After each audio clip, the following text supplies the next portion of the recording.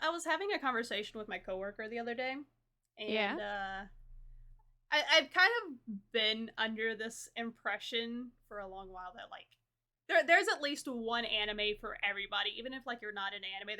You can easily find an anime that can fit anybody that's into kind of any kind of like media. Yeah, unless no, they're 100%. unless they're completely like brain dead and they're like, I don't watch Japanese cartoons. I'd much rather watch a Rick and Morty and share the same Futurama scene clip out of context for the 30th time that nobody reacts to on Facebook. But there's enough anime out there and enough different types and combinations that like you can find something for everybody. And manga even more so. Oh yeah. But this kind of dug me down a hole because I was kind of curious. I was like, exactly how many anime are there? Oh God. in a ballpark, what would be your guess? Because I have the number now. Probably. I'm guessing like 45,000. Not quite. My anime list has 25,100 entries for anime. Oh, okay. I doubled it. Okay.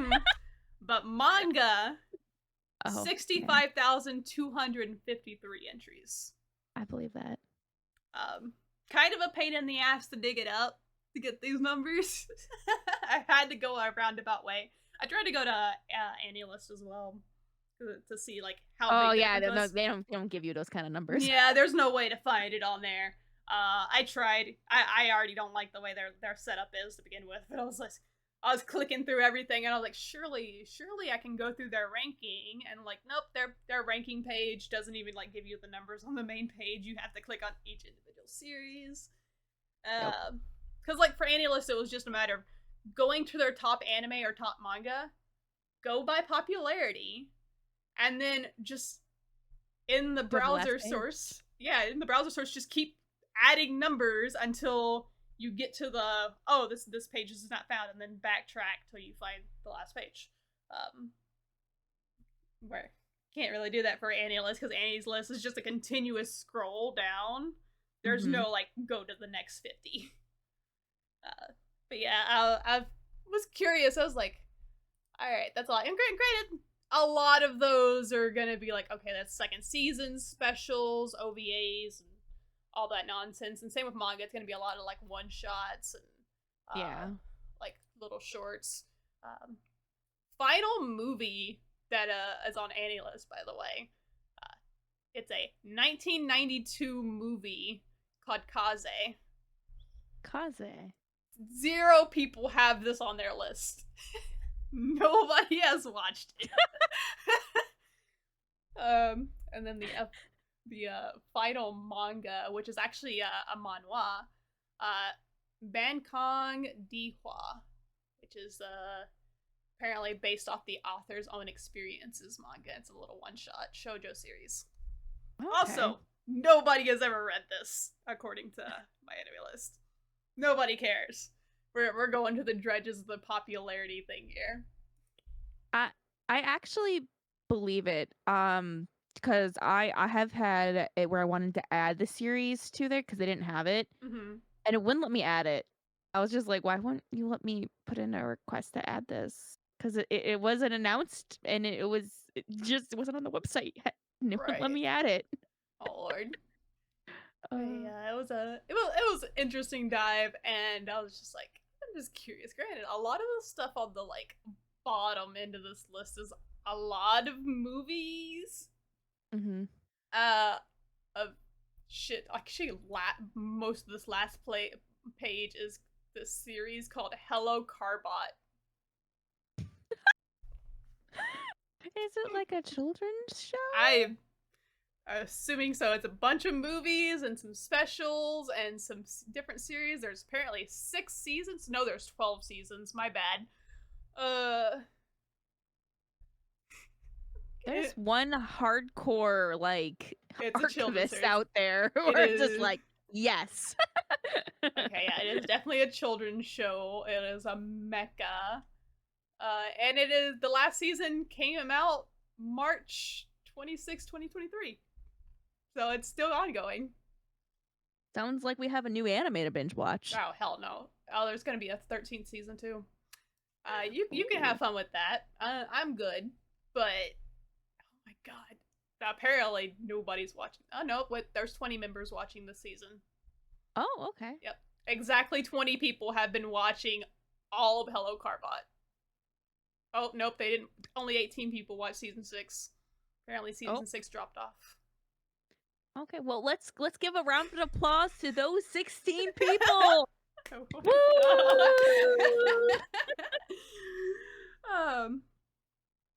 Yeah, and on the topic of like anime that can fit everything, for everyone and everyone's need, we actually kind of tested that out in a way.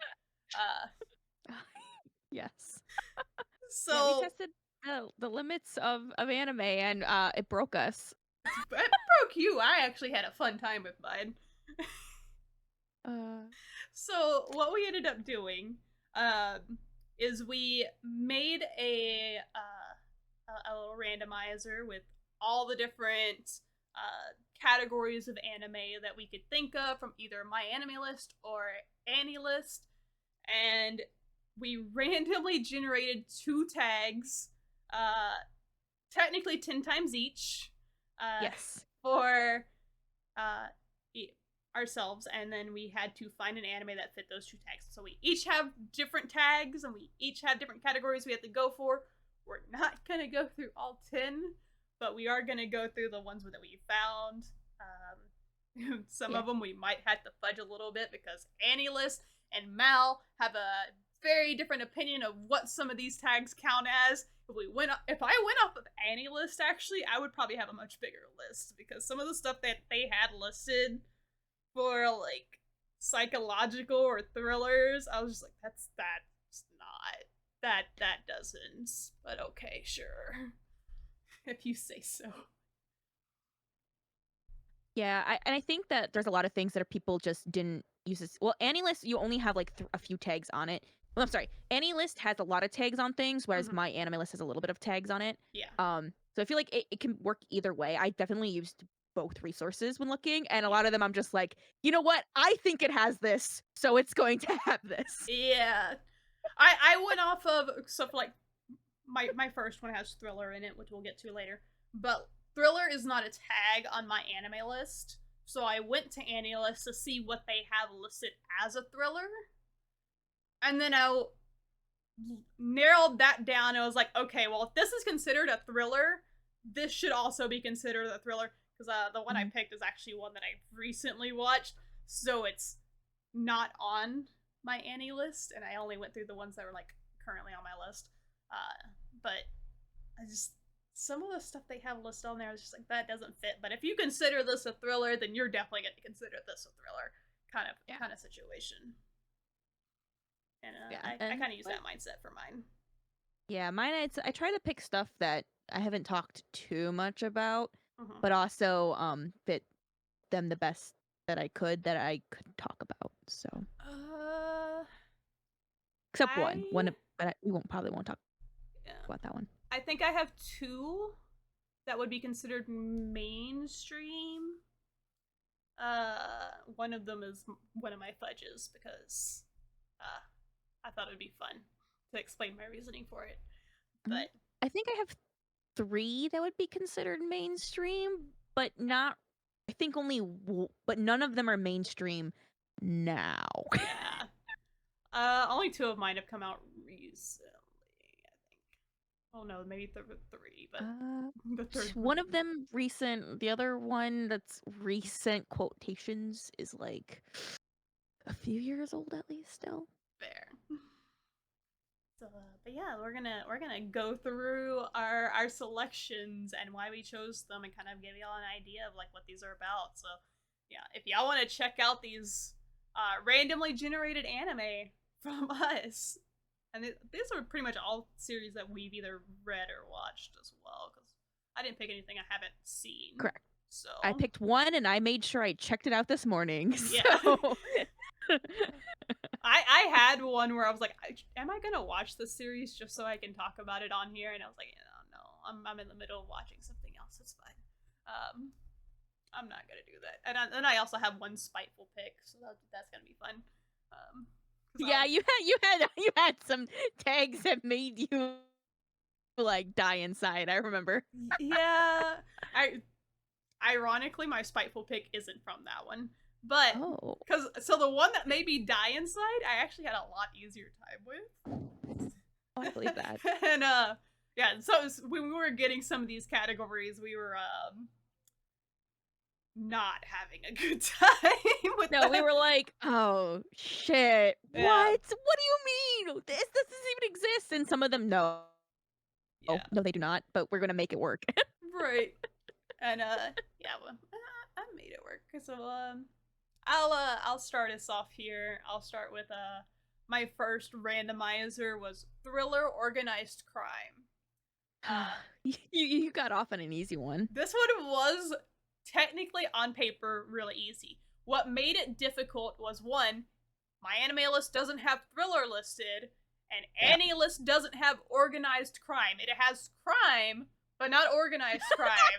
So I had to like, is this technically organized? Is this technically a thriller? So I was like, I got a few results for it that was like, okay, these are kind of obvious, and I feel like I don't understand why these are listed as thriller, but if these are listed as thriller, my pick definitely would be, because I feel like it's a lot darker than the series that were listed on any list.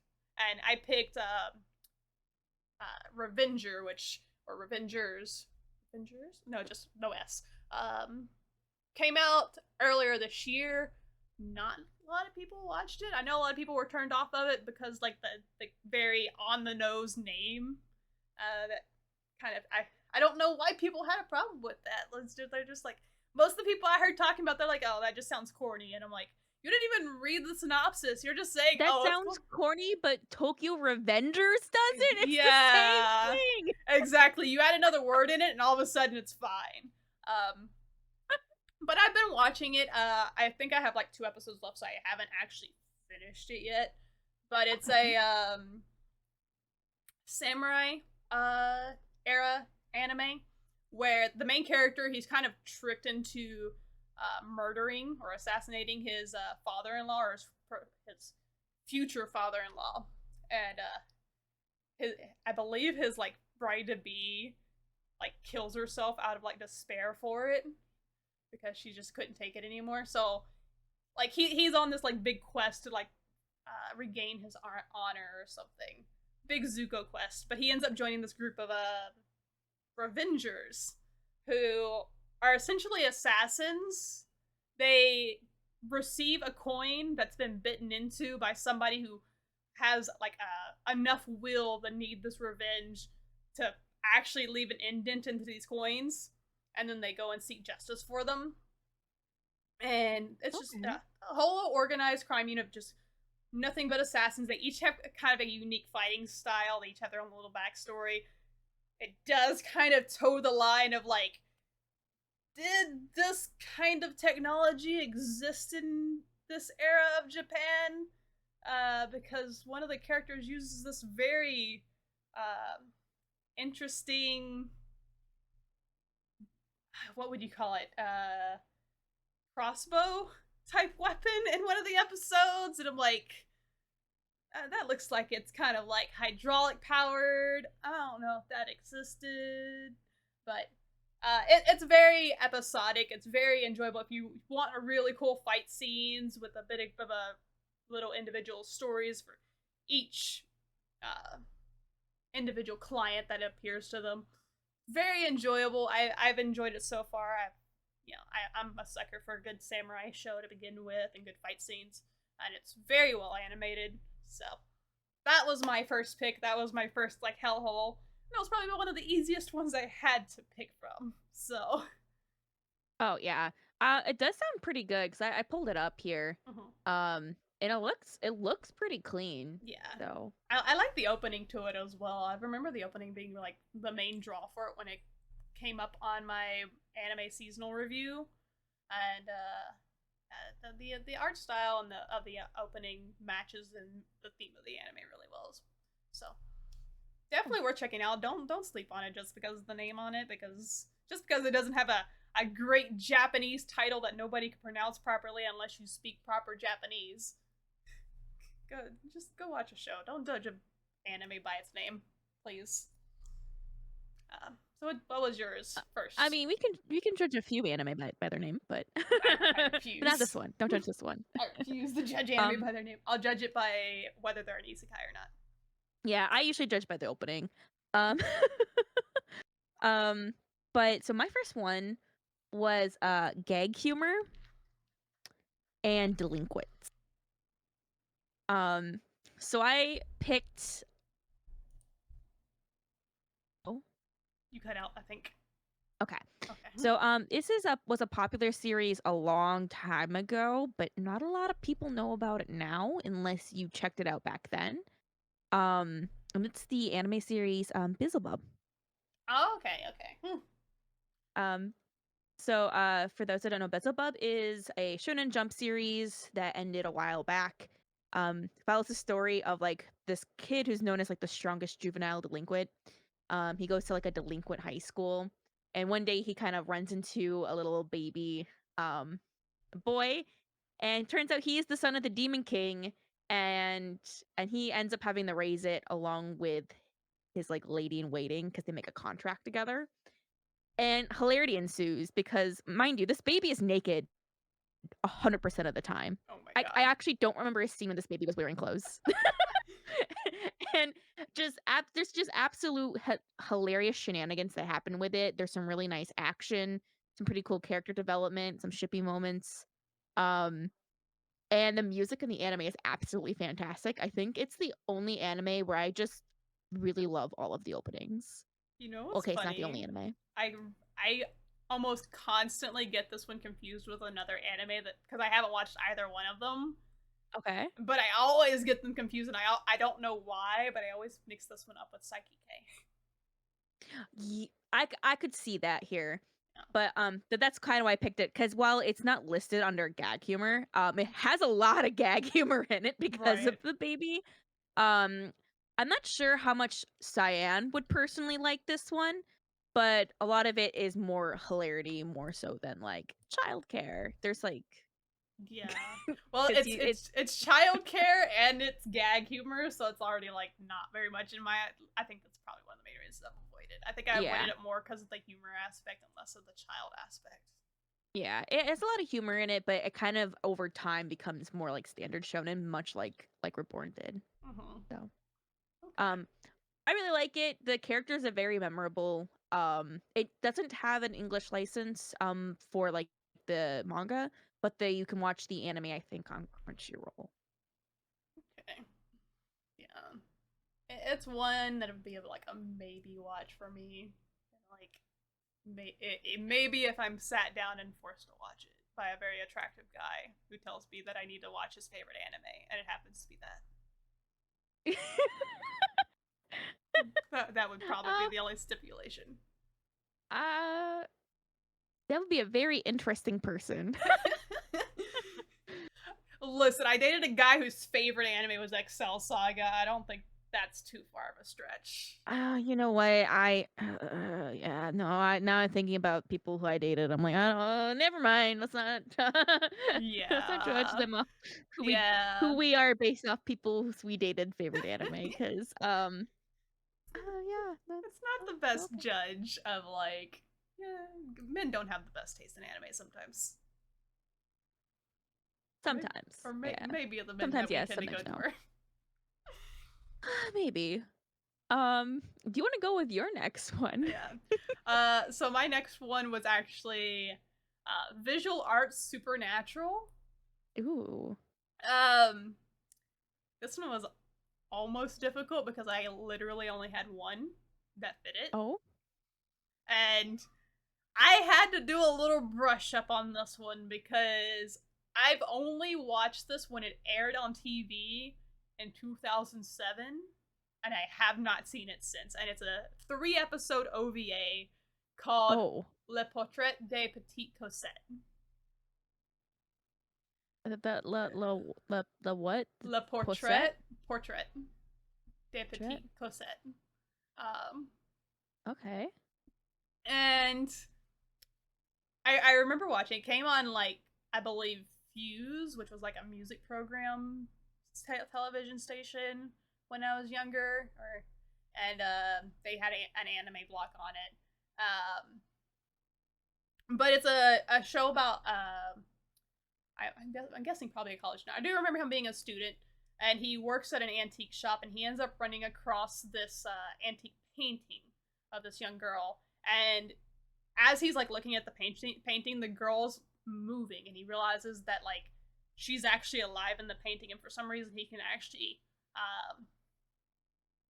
interact with her, and he becomes like infatuated with her and starts talking with her and everything. He learns that her name's Cossette, and that she was like a royalty, and her spirit's stuck in the painting, or the by the artist that made the painting, who was also the person that murdered her. And she says that like the only reason she's going to be able to be set free is if there's a man willing to take punishment for all the sins of the person that murdered her beforehand. So like the entire series is this college student like being tortured trying to set this girl free because he's in love with her. Don't know why I was listening to visual arts, but it was. I'm assuming because it's a moving painting. It very leans heavily on the psychological horror thing. I'm assuming. Let me look. Actually, the manga probably goes on much longer. No, the manga is only 2 volumes long. So, this looks very pretty, and yeah. I'm gonna plan to watch this or read this. Main character is voiced by Johnny Bosch. If you know, you need any more sway. Well, where? Let me pull up it right now. But yeah, it was an older series. It was actually like produced. Oh god, it was produced by Geneon, which is a company that's not available anymore for American distribution, unfortunately. So I don't know if it's available anywhere else for like buying as far as the anime goes. But yeah, it was one of those like quick watches. I was like, I remember watching this. I don't remember shit about it, so I had to like give myself a refresher on it. And I was like, okay, yeah, I remember that. I vaguely remember that.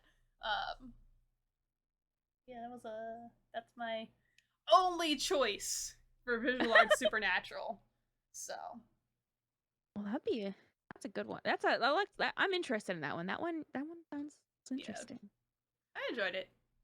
And now I kind of want to go see if I can find the DVDs for it though, because I have an obsession with collecting all the Geneon Entertainment releases for a lot of shows. Okay. I hope you find it, because I think this will be looking for like a needle in a haystack at this point. Probably. I've done pretty good on finding a lot of them.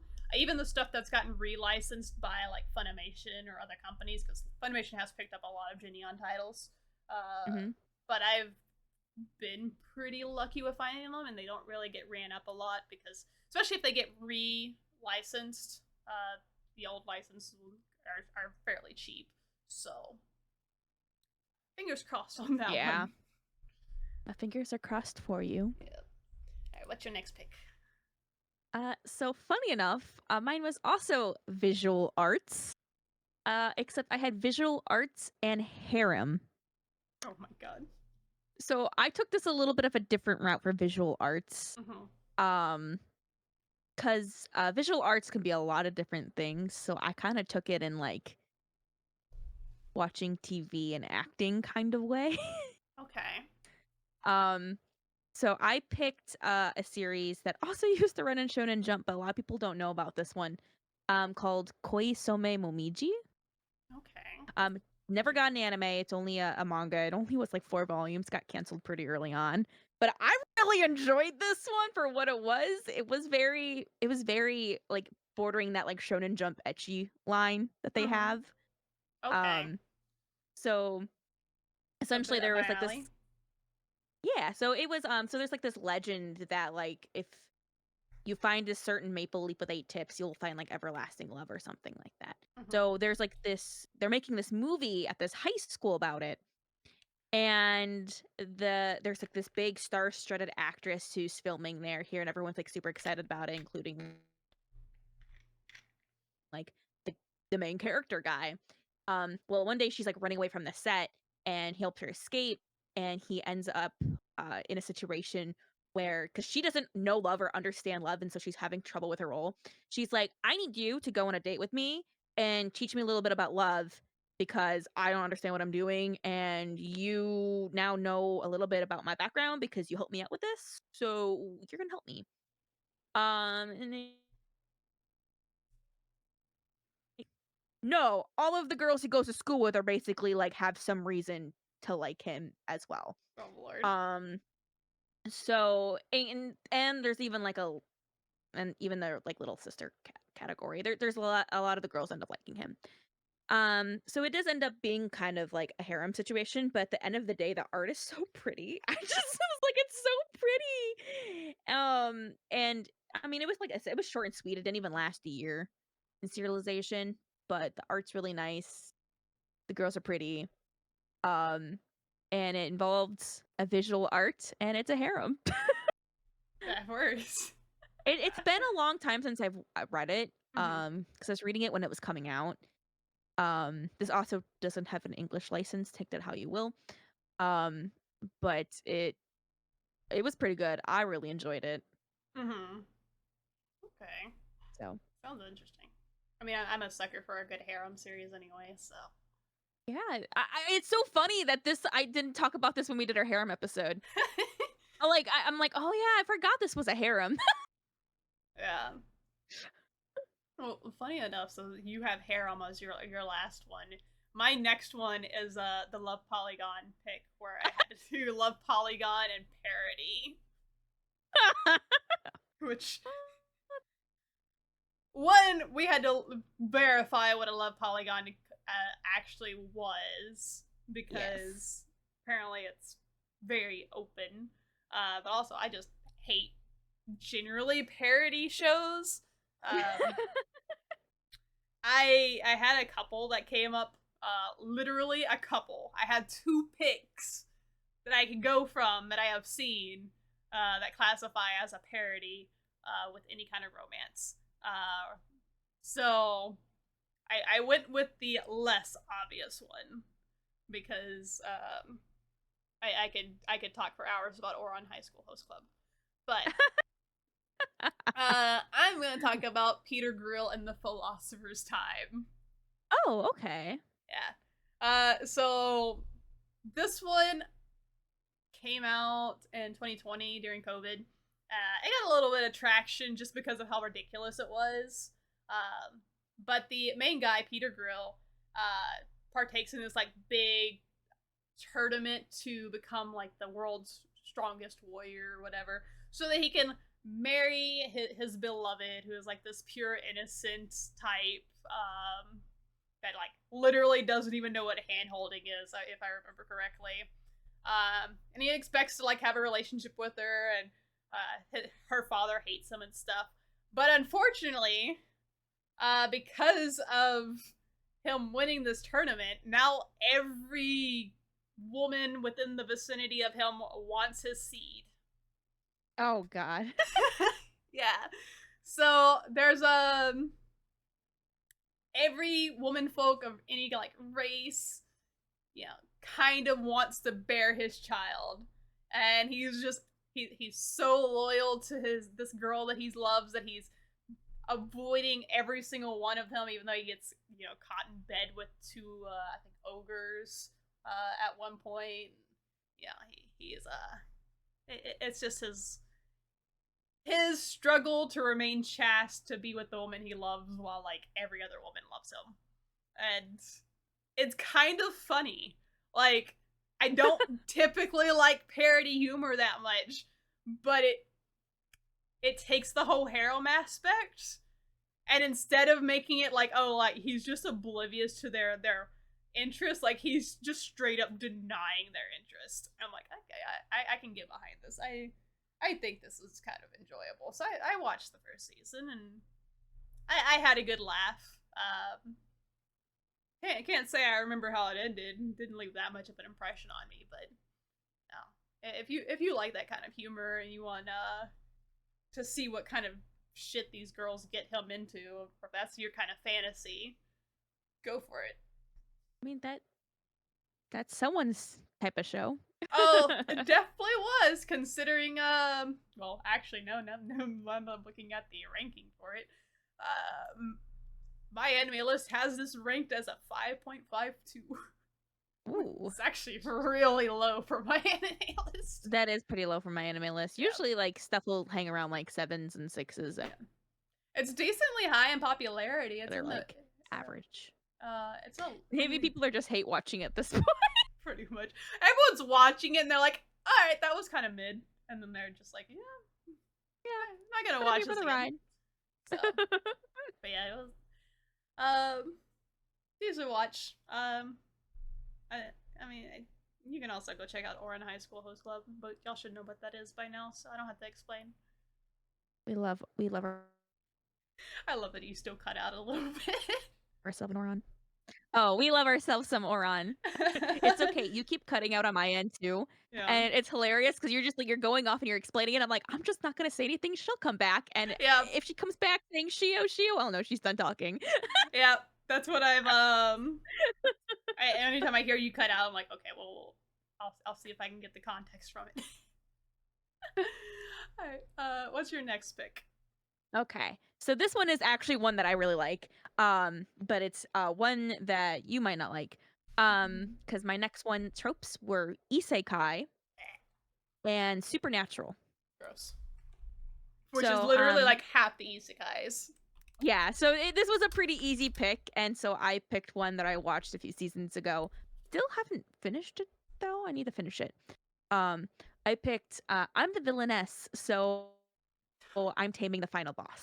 Oh my god. So of course.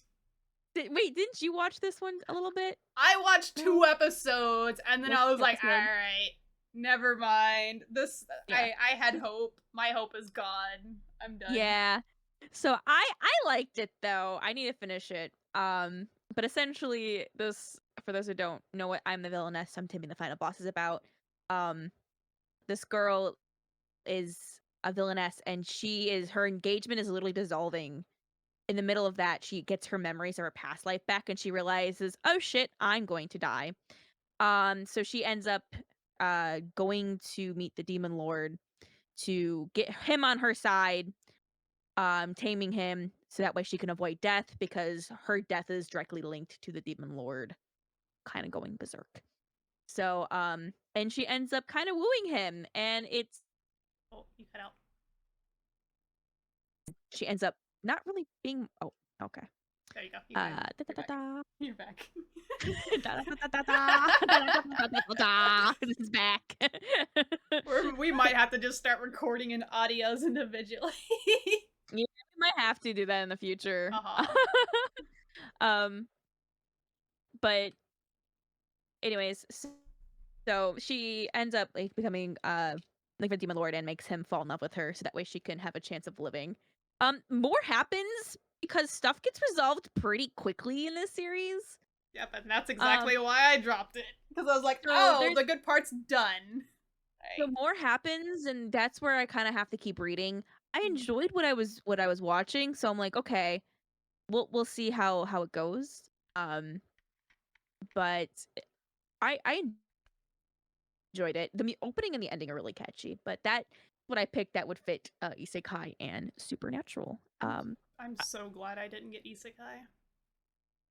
I thought you did get isekai. No, I got reincarnation. Oh, close enough. Actually not. And then we'll get to that one later because it's a bit long later on my list. But yeah. Okay. Oh, true. Because you can have reincarnation without isekai. You're right. Yep. And it was very interesting to see what came up under that.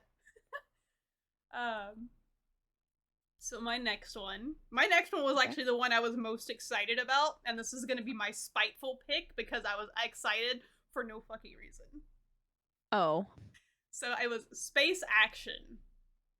And okay. I was like, oh, this this is right. This is gonna be great. This is easy. This is literally every Gundam ever, right?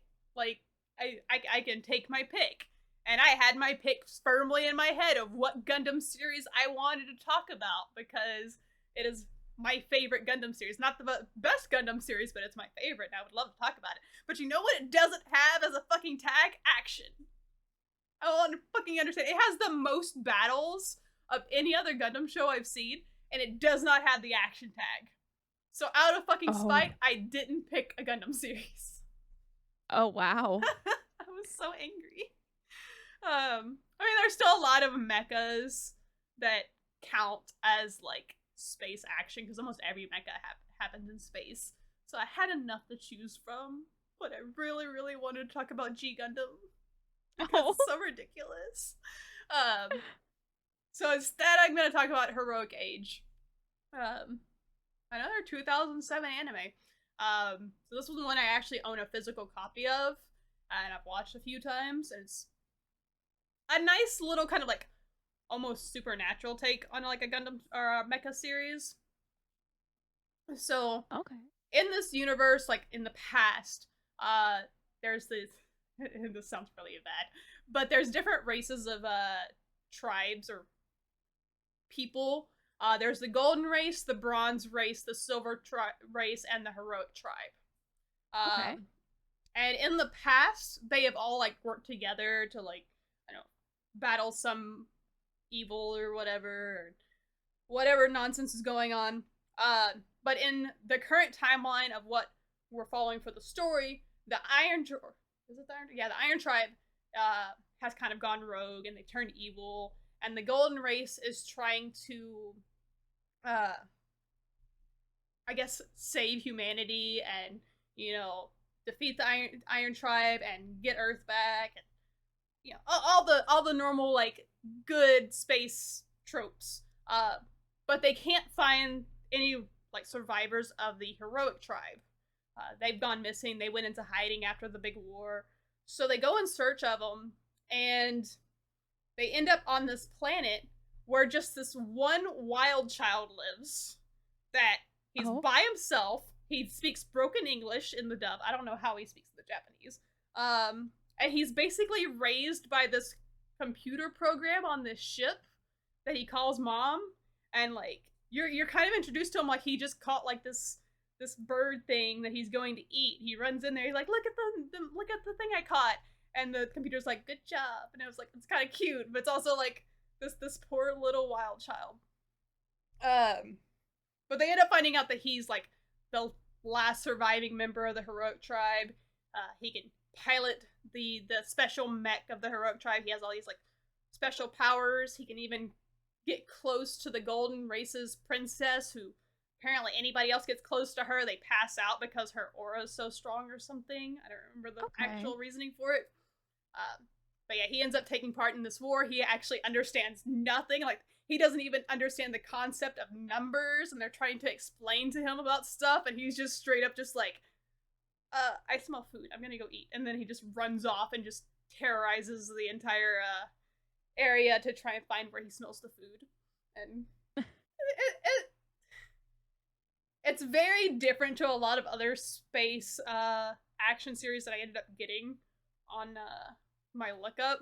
So like it kind of stands out just because it's kind of goofy. They kind of do stay consistent with the fact that, okay, yeah, he just would not understand this stuff because while he was raised by a robot, this robot didn't exactly teach him, you know, fundamentals. He knows English, but only to a degree, you know? Yeah. And, yeah, it's a cute series. It was a fun little supernatural mecha series, kind of. The fights I remember being really well done. The opening was really fire. It's one of those 2007, early 2000s hits that, yeah, not everybody knew about, but definitely worth checking out if you haven't. So if you like Gundam series and you like, I definitely kind of want to. Yeah. Oh, I definitely kind of want to check it out because I'm definitely someone who likes a good mech, and I like the little like disconnect between society aspect. So I'm like, oh, it's like something up my alley.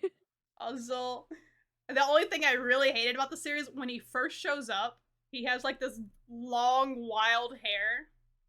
And then like after a couple episodes, they give him a haircut to like, you're no longer a wild child. You must conform to, society. And I'm like, damn, why'd you gotta cut his hair like that? Oh, damn. You know what sucks is I love that. I know. Man. No, I want his long hair back. Long hair is nice, but I love the like, oh, we cut his hair and now he's like clean cut and you're like, damn. Well, I wouldn't say clean cut. He's still a little spiky boy, but It's okay. Yep. What's your next pick? He can be a clean cut spike bike. Okay. So my next pick is this is one that I literally checked out today. Cuz I didn't want to talk about the same shows I always talk about cuz this one was showbiz and adventure. Mm-hmm. Now, pretty much like most showbiz stuff can be adventure. Depending typically said adventure in it. And Okay. and so I found one. I hadn't checked it out, but it was by an artist that I really liked. So I checked it out today. So we're going to talk about um the wildly popular series Wild Act. Oh my Yep. god. It's a shoujo manga that Tokyopop published and before they went defunct. So Mm-hmm. um so this is essentially a story about a girl who was okay, let me start over. There is a very famous actor who suddenly like passed away and he was like legendary or whatever in this fictional universe for Japan. Um and in modern times there's this girl. Oh wait, I'm sorry. So when he passed away, all his belongings were like scattered. Like no one had like the right trying to collect all his stuff. There we Okay. go. You're back. So all of his belongings scattered all throughout Japan. So everyone had to um all the fans were trying to get all his stuff. So many years pass. And this girl is a huge fan of him, and her whole life is surrounded by being a thief. Or so she sneaks in places, and there's like a bunch of people are doing this. Um, well, she wants this big, like almost like an Oscar. It's like an, and she's like, "Oh, I want his legendary Oscar." Well, they're like re-awarding it to someone else who's like super famous, who, by some strange reason, looks just like him. Um, and he catches her, and so now they're kind of like intertwined. Because he's like, "I'll give it to you if you kind of like you keep meeting up with me or whatever."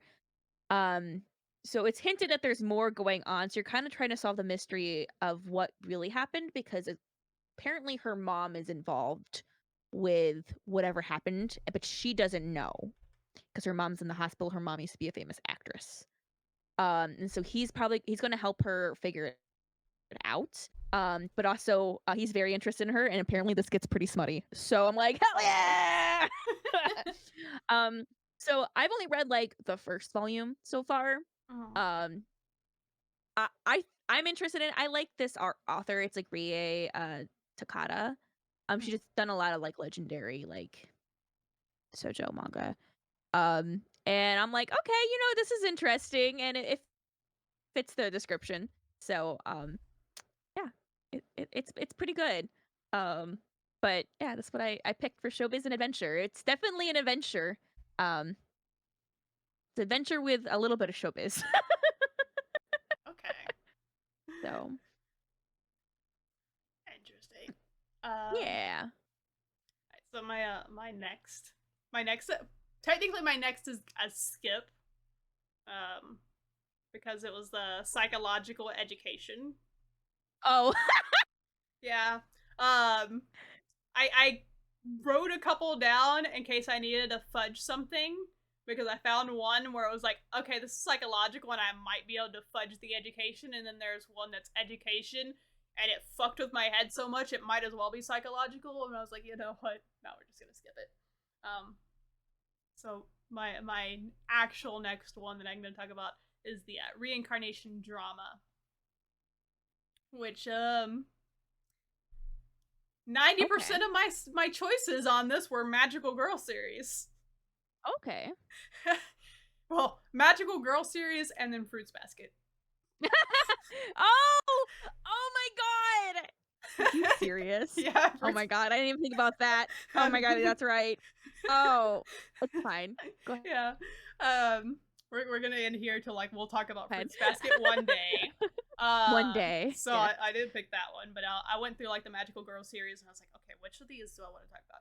I didn't really think about like, oh yeah, I guess the Magical Girl shows do really hang on like the reincarnation aspect, especially like early 2000s Magical Girl series. So I picked Princess Tutu, which is all right, the one that everyone tells me I need to watch. It's so fucking good. That's what I've heard. It's one of those ones that's like it's a little out of the norm for most Magical Girl series. I'll avoid as many spoilers as possible on this one. But the entire series kind of takes place in a very fairy tale come to life setting where your main character, English name Duck, Japanese name word that means duck. I'm blanking on it altogether. Ahiru. Yeah, that's the word. So she is actually a duck. If she like does a duck thing, she turns into a duck.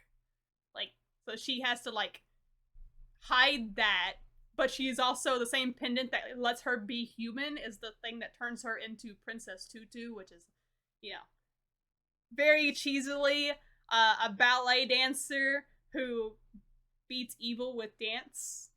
You know, not actual fighting, but actual dance choreography.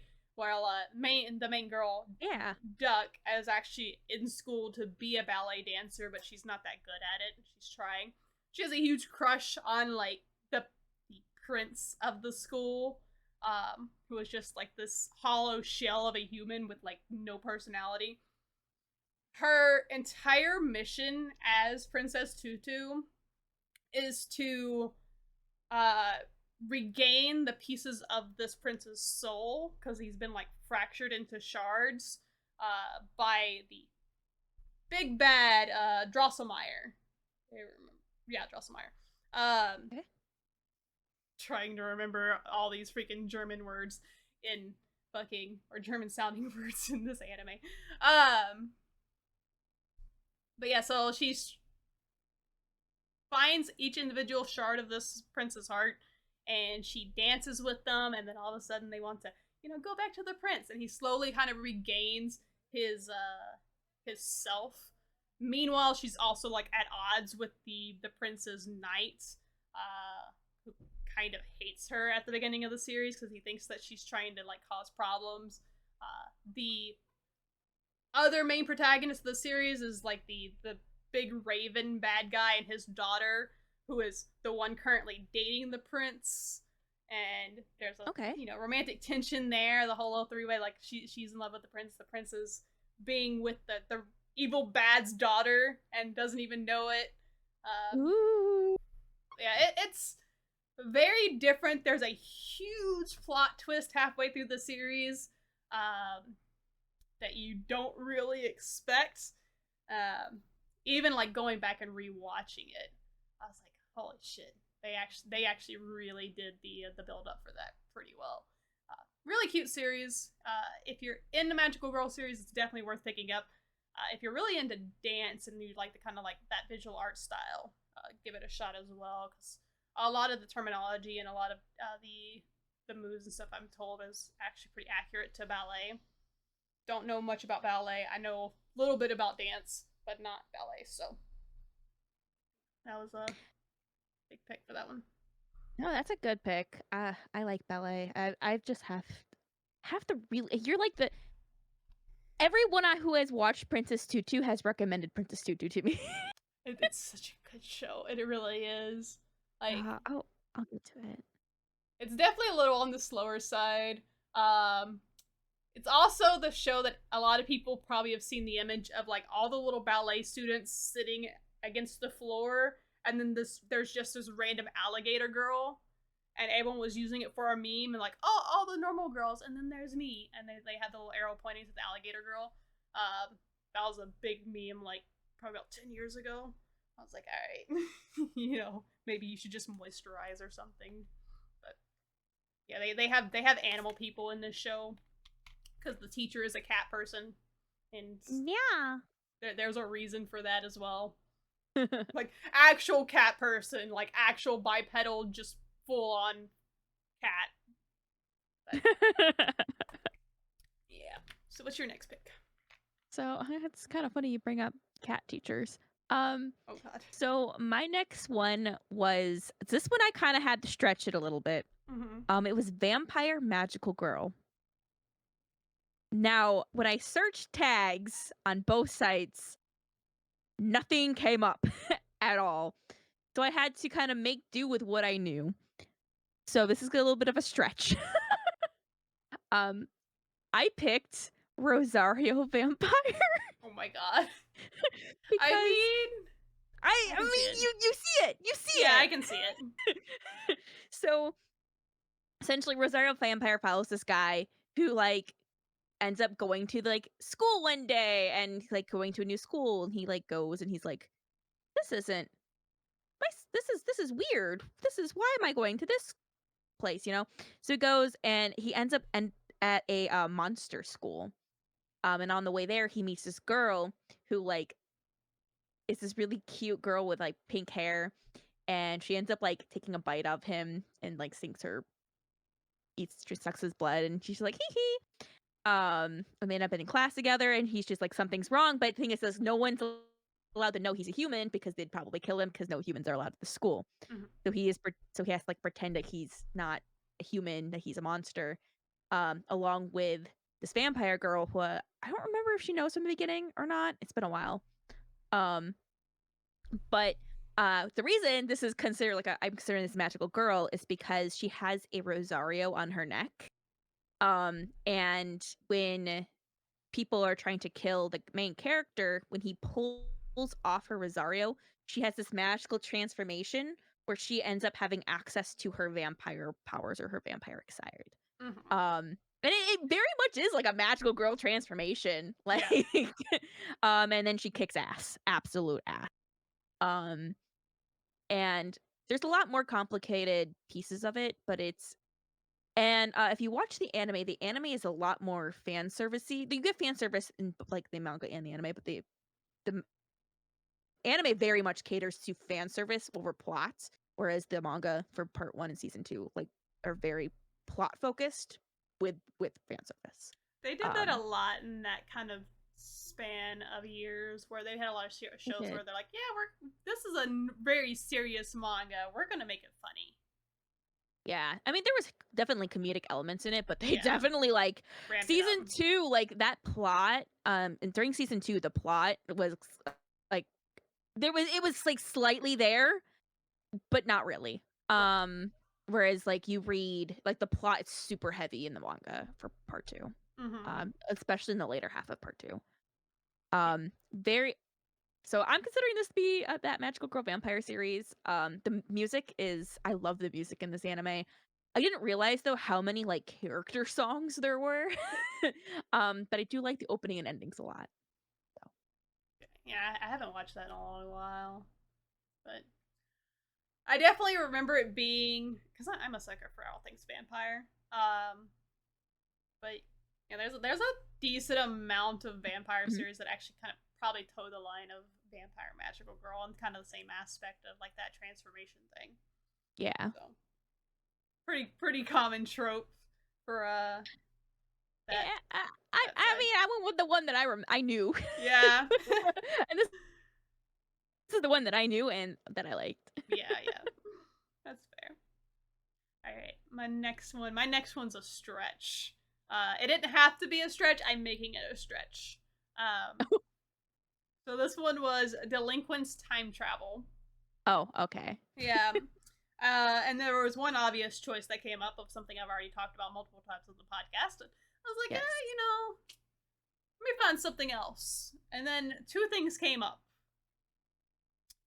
And they came up on Annie list. So This being a stretch, blame Annulist. Don't blame me. I can argue it, but I can argue it on one scene alone. I don't know why the hell Annulist has it listed as such. Inuyasha. Uh, de- de- delinquent? What, is Inuyasha the delinquent? I am assuming so. I again blame Annulist. But my justification for it is so that this is a little early in the series. Mm-hmm. And it's one of the times when Kagome goes back to like her normal time, and she's talking with her friends, and they're like, "Oh, are you seeing a guy?" And she's like describing the guy, and then they have like this mental image of like just Inuyasha being a delinquent and just being like, and then for the rest of the series, her real life friends in her time period just think she's dating this delinquent asshole. So that's my justification. I don't know what Annulist's justification is for having it listed as delinquent. But yeah, there's time travel. Inuyasha's a delinquent. I guess it works. That's hilarious. Yeah. So, in case you've been living under a rock and you don't know what Inuyasha it is one of the, I guess, considered classics from the Toonami Adult Swim heyday when they were first picking up speed with anime. Some of the best anime endings of all of anime. And openings. Oh, wow. The openings I don't remember as much as the endings. Oh, the first opening's pretty legendary. Yeah. But it's a series about a girl named Kagome who ends up falling into a well on her family's shrine and ends up traveling back to feudal Japan, and she finds a little dog boy pinned to a tree with an arrow, perfectly preserved, perceivably dead, and she decides to grope his ears, and then she gets attacked by a demon, only to find out that she is like the carrier of this mythical jewel called the Shikon Jewel, and she releases the now awake dog demon that she was groping earlier to save her, and then proceeds to enslave him to help her while they try and find the rest of the shards of this jewel, because she accidentally shatters it, and then it spans for like hundreds of episodes as they try and fight this bad guy and tries to get the rest of these jewel shards because she's like the reincarnation of this priestess and blah blah blah. Very not complicated story that goes on for hours and hours and doesn't really need to. But it does finish. They did final act, and it has an ending. Yep. It even has like a next generation with Yashahime with their children, which was very enjoyable, even though people gave it hate, but people hate on, next generation anime for some fucking reason. I like the Yashahime. Yeah, that was really good. I think it played in really well with the original series. It didn't like discredit anything, so it just like kind of gave you a little added sauce to the ending of the series. But I guess it is technically spoils. Like, oh, by the way, yeah, they have children at the end, which means they get together. But if you didn't see that happening, then that's on you. Yeah. It was one of those like very, I think, female targeted anime that a lot of guys actually liked as well. Like it was one of the first ones that I remember like a lot of guys liked. Yeah, it's a shonen that has a very heavy female base. Yeah. It was one of those shows, like, I was heavily expecting most of my guy friends to be like, ew, Inuyasha, and they were like, oh, no, it's actually pretty good. So, yeah, that's my delinquent. That's hilarious. But, it's kind of hilarious that was yours, because my next one could also be the obvious one by a stretch, but I chose to skip it. Oh boy. It was delinquent time travel, and I chose to skip it because I'm not delinquent. I'm sorry, detective time travel. I was about to say you got no. Sorry, I saw DE and I was like delinquent. No, detective time travel. Okay. And I could have made it stretch for Tokyo Revengers as well, but I chose to just skip it because I couldn't find anything else. Fair. Again, I also didn't wanna talk about Tokyo Revengers again because we've talked about it quite a bit. Mhm. Yeah. So I'm just gonna go ahead and skip to the next one, which is also a little bit of a stretch, um, which is music survival. Oh god. And I kinda stretched it, and this is a series we've talked a little bit about before, but I don't think we talked about it a whole lot. I picked Carole and Tuesday Okay. because while there's not oh my god, like immediate need for survival, Mhm. they are in a survival music program. They are especially one of them is like trying to survive essentially on her own for the first time out in the world. Yeah. And there's elements in it where they have to essentially sing to have like music and to help bring peace and everything in a political struggle for for their country, for their planet's survival. So, maybe not to survival and like, oh my god, the planet's gonna explode, but like politically, like stuff was gonna get tense and stuff wasn't gonna go well. Um, Right. so that's why I picked Carole and Tuesday. Um, Carole and Tuesday is a wonderful, fantastic series about a girl named Carole and Tuesday. Carole, wait, I'm sorry, I don't want. I sometimes I get them mixed up. Tuesday, essentially ran away from home, to pursue music, and she runs into Carol, on the street, and they end up performing together, and they immediately like click. So Tuesday ends up like going home with Carol, and they decide that they want to pursue music together, and so now was kind of like their steps into making music. The fun thing is that this takes place on Mars, and this is in a world and helped with making music. So, but they are authentically making music themselves. It brings in like a lot of like really interesting questions.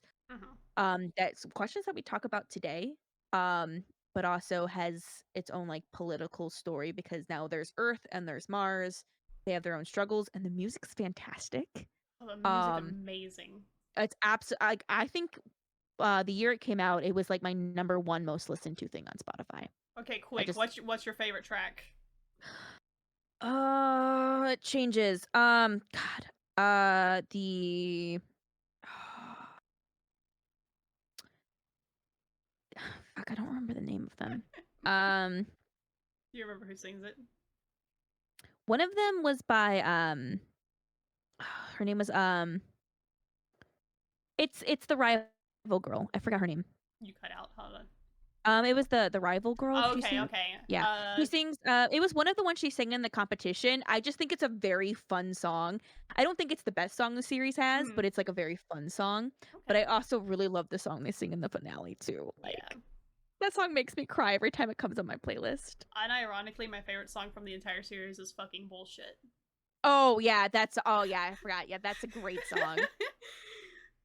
I, That's yeah, that's a yeah. good song. The entire arc where they're in the music competition, like Mhm. the American Idol spin-off competition, is just Yeah. probably my favorite little arc that they have. Just because you Oh, see so many good performances. it was so good. It really also gave you like a bigger idea of like what was going on Mhm. in the music. It was just such a it's so good. And it's on Netflix and you can Yeah, watch it in dub and sub and both are amazing. yeah. Also, if I remember correctly, and I might be speaking on my ass, this was made by the same person who did Cowboy Bebop and Samurai Champloo, and I believe he confirmed that they're all in the same universe. I think he only did the music. He only did the music. He only did the music, Oh, I think. Hideaki Anno? Wait, hold on. Hold on. I could be wrong too. So like Yeah. I'm Let's see. Who did? Created by Shinichiro Watanabe. No, it's the actual creator. Oh, it's the Watanabe actual did Cowboy creator? Bebop, Samurai Champloo, and Okay. Space Dandy. Yeah, but Yeah, they're also known for their music. Okay. yeah, yeah. Okay. Yeah, no, he apparently I don't know if it's for sure, but I'm pretty sure he said like they were in the same universe or something. Um, as those two, which I guess makes sense because Cowboy Bebop is in space, and then Samurai Champloo is like hip hop samurais. So Yeah, but it was oh god, it was so good though. Yeah, it's an amazing series. Oh yeah, definitely. If you have a Netflix account, definitely check it out. Yeah. Like, I mean, honestly, if you're just a fan of good music, because they have a lot of artists in there as well that are just obviously parallels to great singers in our current time. mhm. That like, yeah, okay, this isn't this person, but it might as well be because they had the one singer that was like, I know everyone was either saying they were either Alicia Keys or they were Christina Aguilera. Oh yeah. I could see both for And them. then like there's like it's not just like pop or rock. They have like all different genres. Like even they Mm-hmm. had a DJ, and the DJ character definitely, I don't know the DJ's name, but it seemed like he was like modeled after a very Yeah. famous Oh, I'm sorry, very famous he's one DJ. of my favorite fucking characters because he's such an asshole. He is such an asshole. Oh god. Oh. That, But that, all the characters are really nice and really fun, mm-hmm. and it's good. Well, before we go on further, do we want to do our ride checks? Check.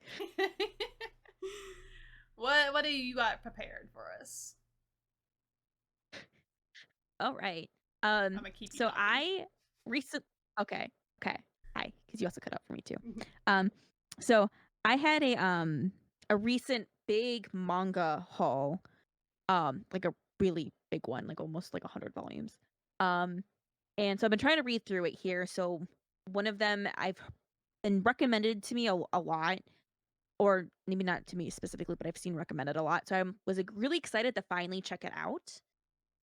It's a manga called Boys Run the Riot. Okay. It's a 4 volume manga, and it is really, really good. So essentially this is a story about um this guy who named Rio. And they are 100% sure that they're trans. Like they're very trans. Mm-hmm. Um, and they have like a best friend. They can't tell them that they have a crush on them. They can't tell like anyone around them. And they are trying to be who they want to be, but are struggling because they're having like that struggle of trying to fit in society at the same time of trying to be themselves. Well, they have a new transfer student come in, and they're just very much like laid back, a little,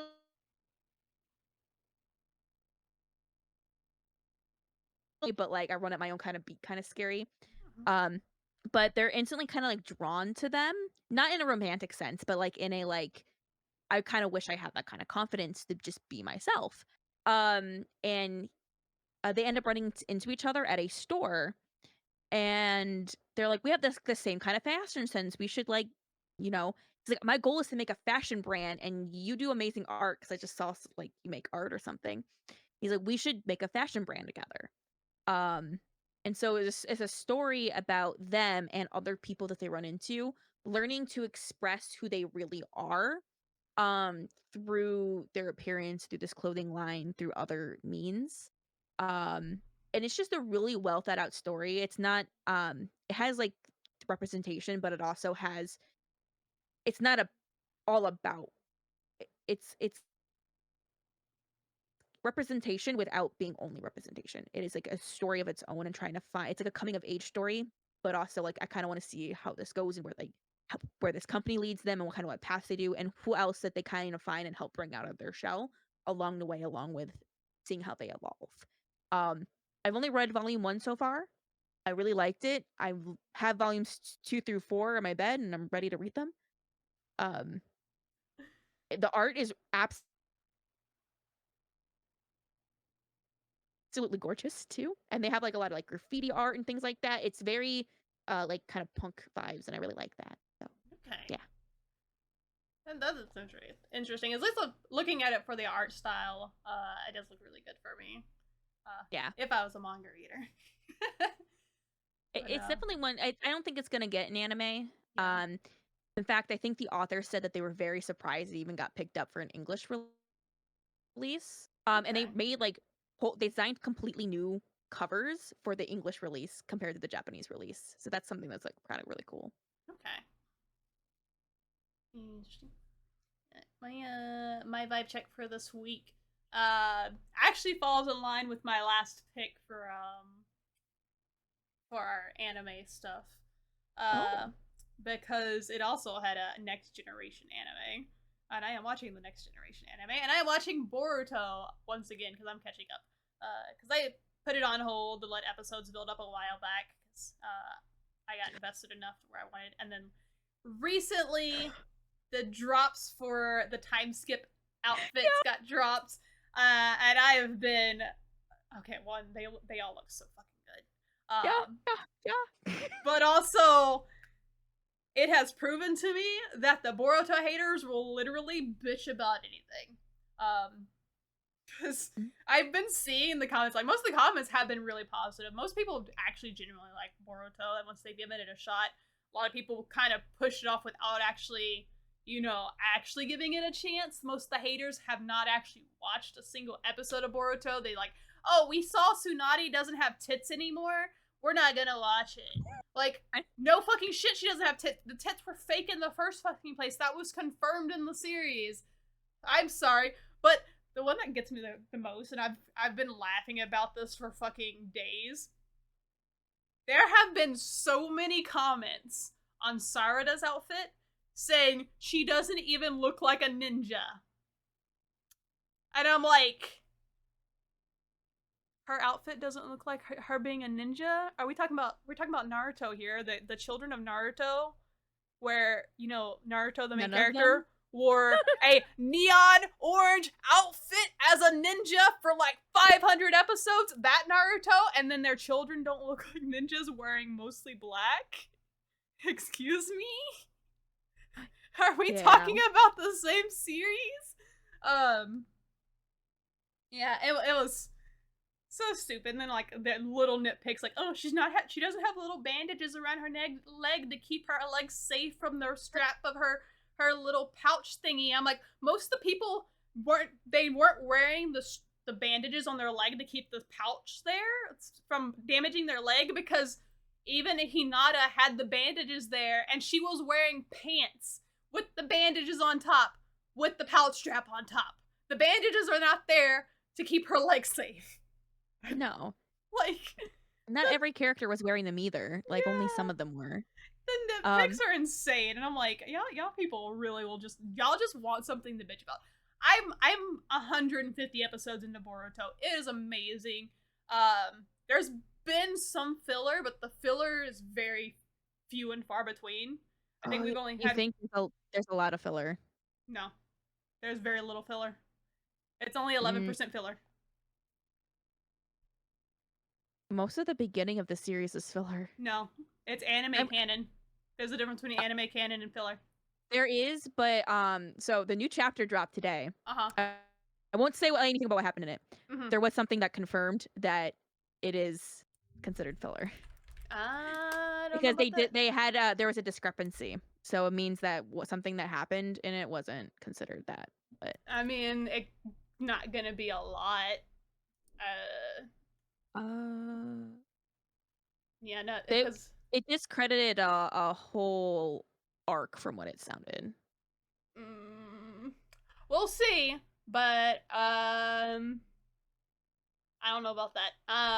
Because it has been very much confirmed by Kishimoto that it has, but that's just like what's been going on today. Yeah, I mean that's possibly also just fan speculation and not actually confirmation, because it was they very clearly said something, and there was a very clear dialogue.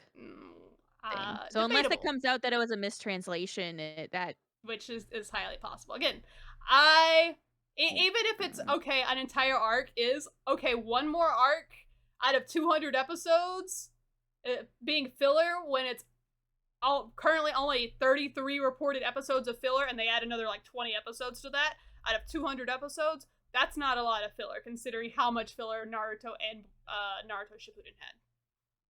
So, because the arcs aren't that long so far in the series.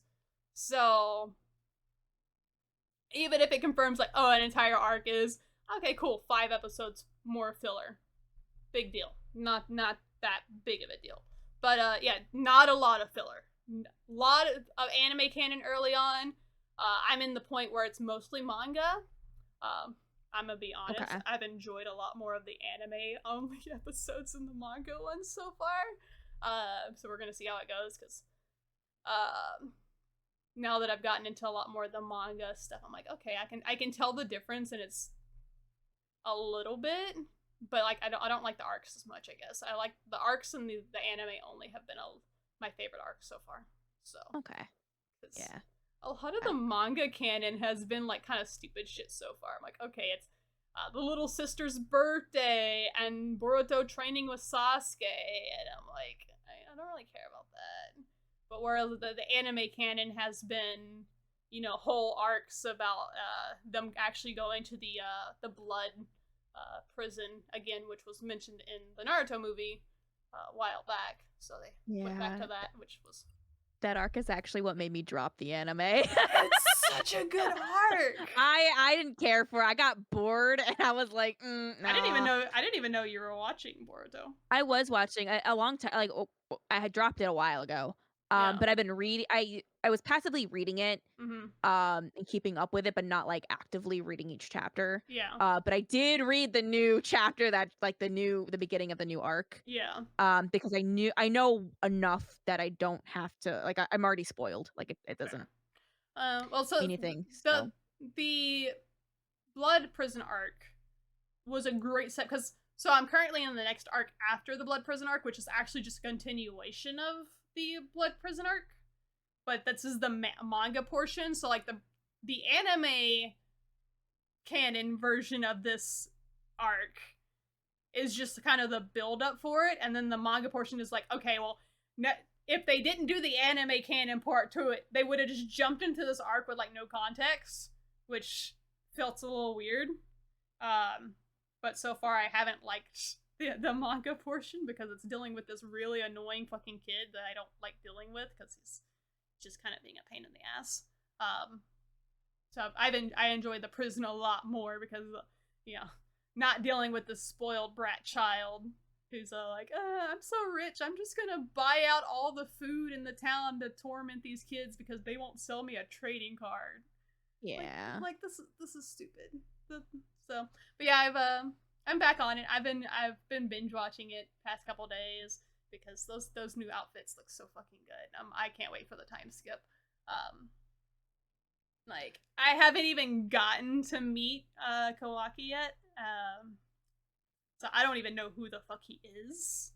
But we're that's okay. Yeah. Look forward to it. I will. I like his design a lot. I'm curious to see like where he comes in on stuff. It's been so good kind of seeing where all my favorite members of the Naruto cast are now, and then like seeing their children, and that's just been a nice little nostalgia trip for me. All their children are fucking great, except for Ino and Sai's child, who still gives me the creeps. I don't know why the two most attractive people in that anime had the ugliest child possible. I don't know. I really like the manga, but I see like the people who critique the series too, talking about critiquing the manga a lot because Kishimoto's not drawing the manga. Yeah. But that doesn't matter. Like, it's still decent. The characters are definitely still the characters. Yes, you can tell there's a little bit of an art difference.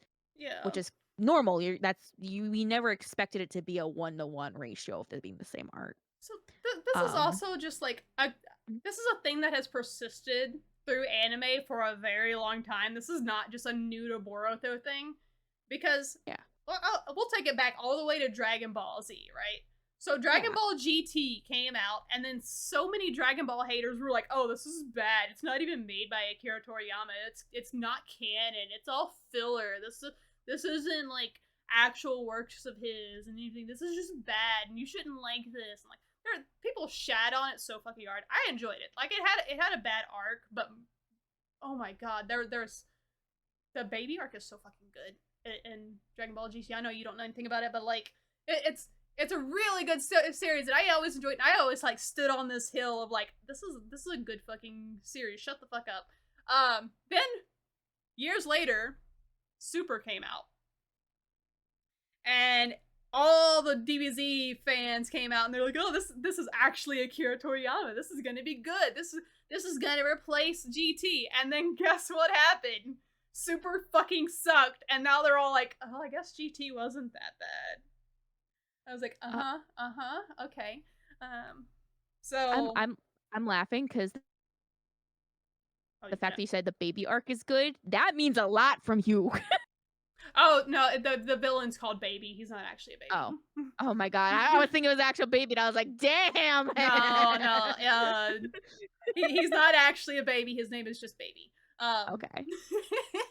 I was just being like, dang. Yeah, no. But it's a good series, and like it's after time has passed, after it's finished, and after like it's let settled, the fan base for GT has like come out and they're like, oh yeah, like the transformations of it made a lot more sense. Like it's actually really well done. It's like it had great fights. And then like now the hate for Super is coming because Super kind of sucks. So that's the common thing. And then of course like Yashahime came out, and Yashahime is not written by the original person from what I understand. It's written by one of her underlings, if I remember correctly. Yes. Yeah.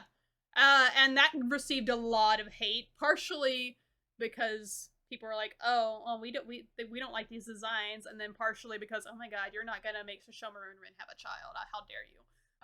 But either way, the reception for it was actually really positive once it was done, and once like all the haters got bored and they decided to stop talking, the fans were actually able to come out and talk about it. And I think the same thing's gonna happen with Boruto. It's just like the Boruto haters just want to hate. Like, oh my god, it's not the exact same story with the same exact character tropes with the same exact plot line. How dare they do this?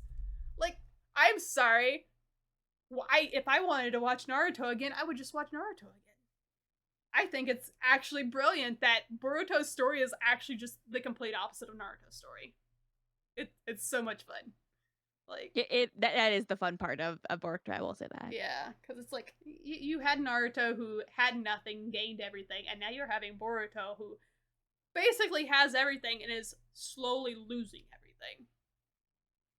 And I have some spoilers for what's happening because I watch Naruto YouTubers who cover a lot of stuff, and I get a bit of stuff that's happened, but I'm looking forward to it. I'm excited. Like, this is the kind of nostalgia I need. I'm not one of those, like, plebeians that need I need the exact same things spoon-fed to me over and over again for me to enjoy my nostalgia. No, I want new stuff of my nostalgic stuff. I want evolved versions of what I enjoyed as a kid. Please and thank you. But, yeah, that's my vibe check. All right. That was our vibe checks. So go ahead with your next one then. All right. So my next one is also my other skip. Combat medical, or combat sports medical, technically. Yeah. Doesn't exist at all.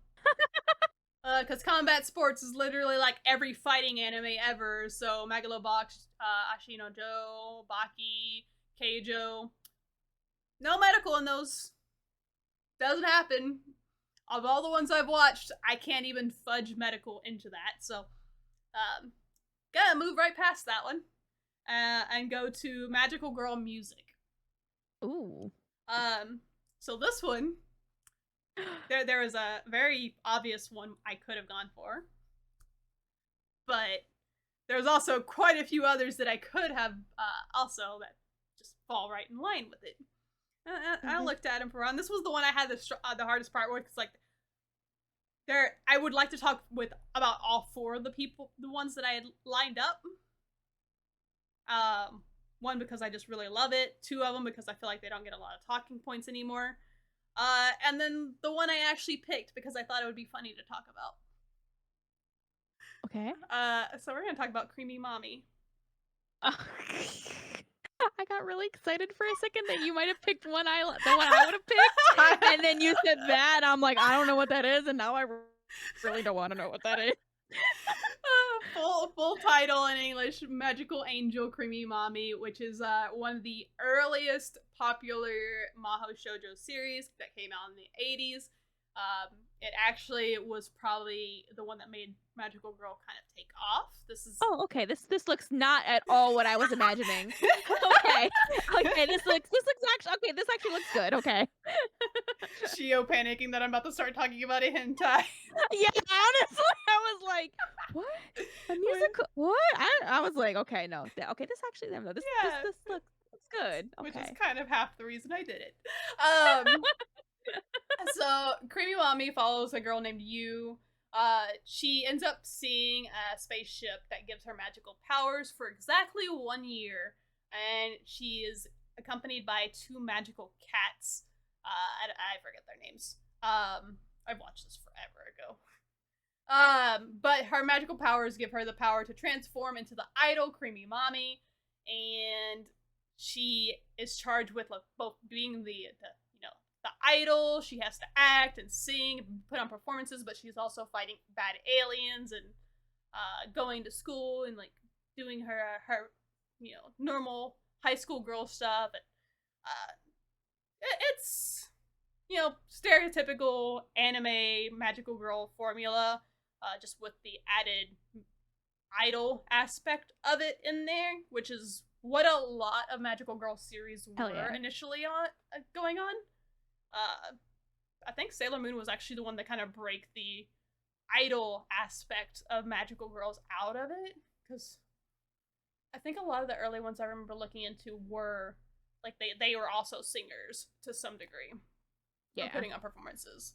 So yeah, it's not what you expect. A very 80s art style, but it's very much a classic. So a lot of the music is actually pretty good if you're okay with like kind of dated Japanese pop music. They do go really hard with like her performances and stuff. Really, there's really not a lot to say about Magical Girl series. It's a very episodic.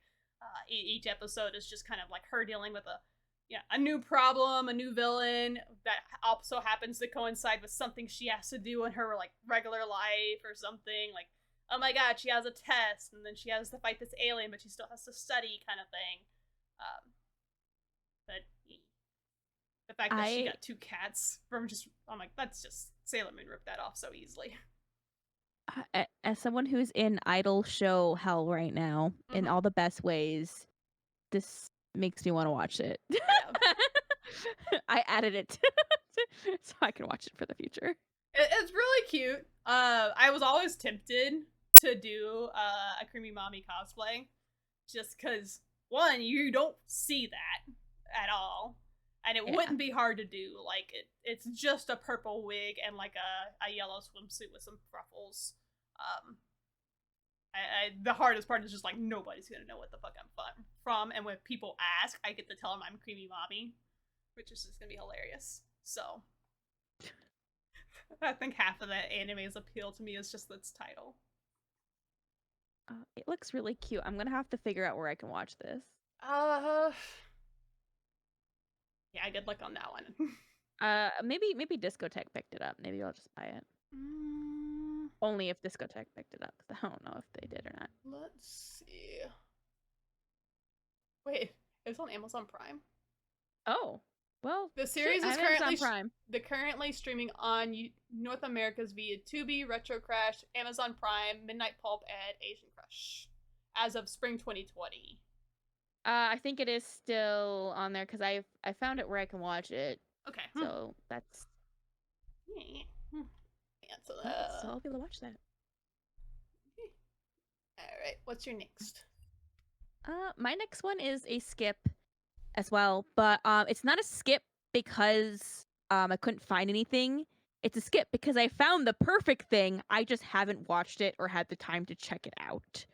So I won't be talking about it, but I've heard good things about it. I had racing and historical. I just haven't watched it. Wait, what was it? Because you cut out? I cut out. A Pare Ramen is exactly that. Okay. It's a historical racing series.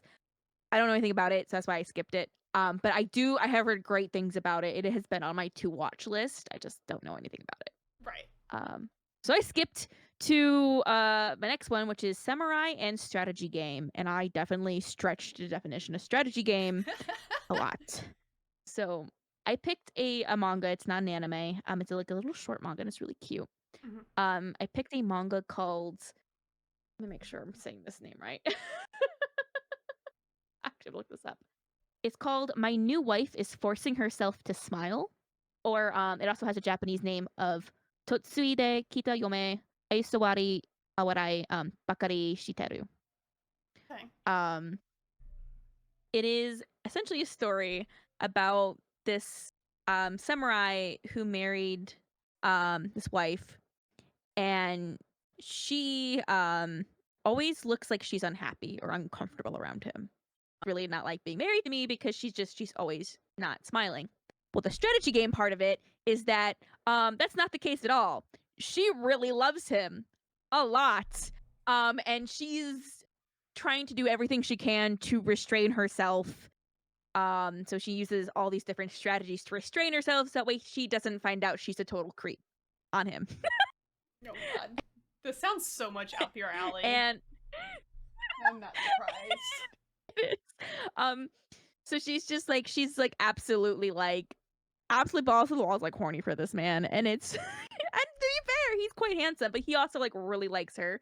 But he's like I'm very reserved and I'm a samurai, and she's just like oh yeah yeah that's so great you did that, and internally she's like oh my god he did that, and it's Oh my god. it's like the chapters are so short, like the chapters are 8 pages if that.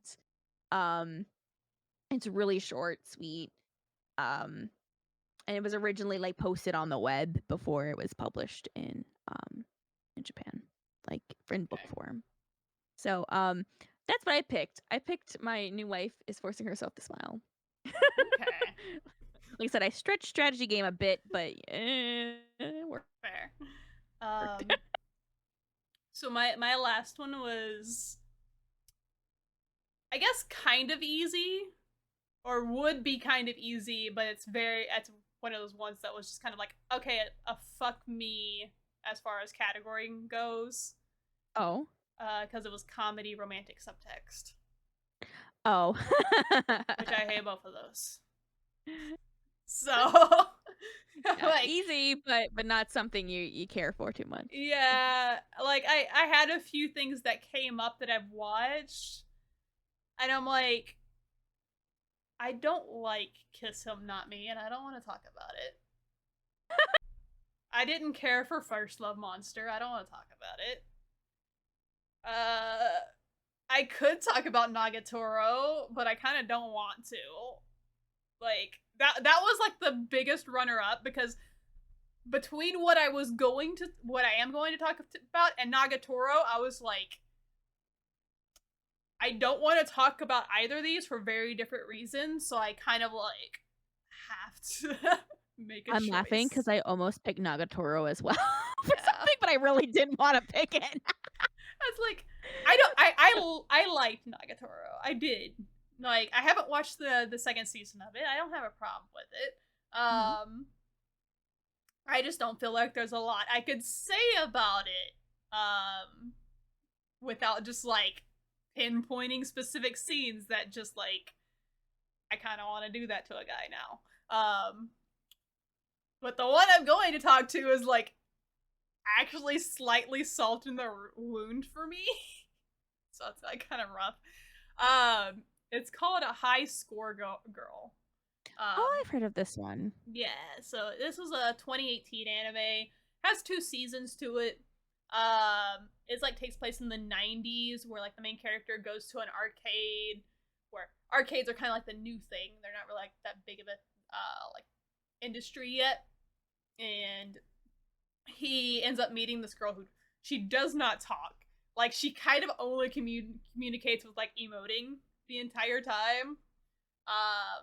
But she's like the first person to like just completely kick his ass at Street Fighter 2, and they kind of develop this little relationship kind of thing of where they meet up at the arcade and they play together, and he kind of talks to her and she just kind of emotes back, and second season follows a little slightly different premise, but like if you're into like the whole retro gaming scene and like just the gaming scene in general, it's very probably relatable to a lot of people because they name drop a lot of classic games for gamer enthusiasts to enjoy.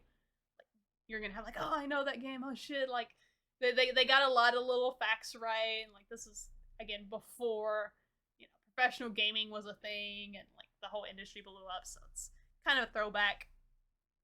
Their dynamics really cute, and the art style is very unique for what it is. It's I think this is actually is it a Chinese? I don't know. Maybe that's Square Enix though.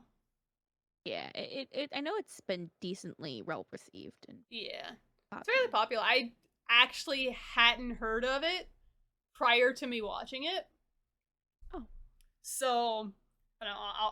I'll actually get into like the personal reasons of why I'm like slightly biased of why I didn't want to talk about this because the reason I watched this, like, there was this guy I was talking to for a while, and I'd gone and like visit him and like we hung out. Like, we weren't dating or anything or doing anything. We were just kind of getting to know each other. We met each other through the competitive gaming scene, and I went to go hang out and like he just.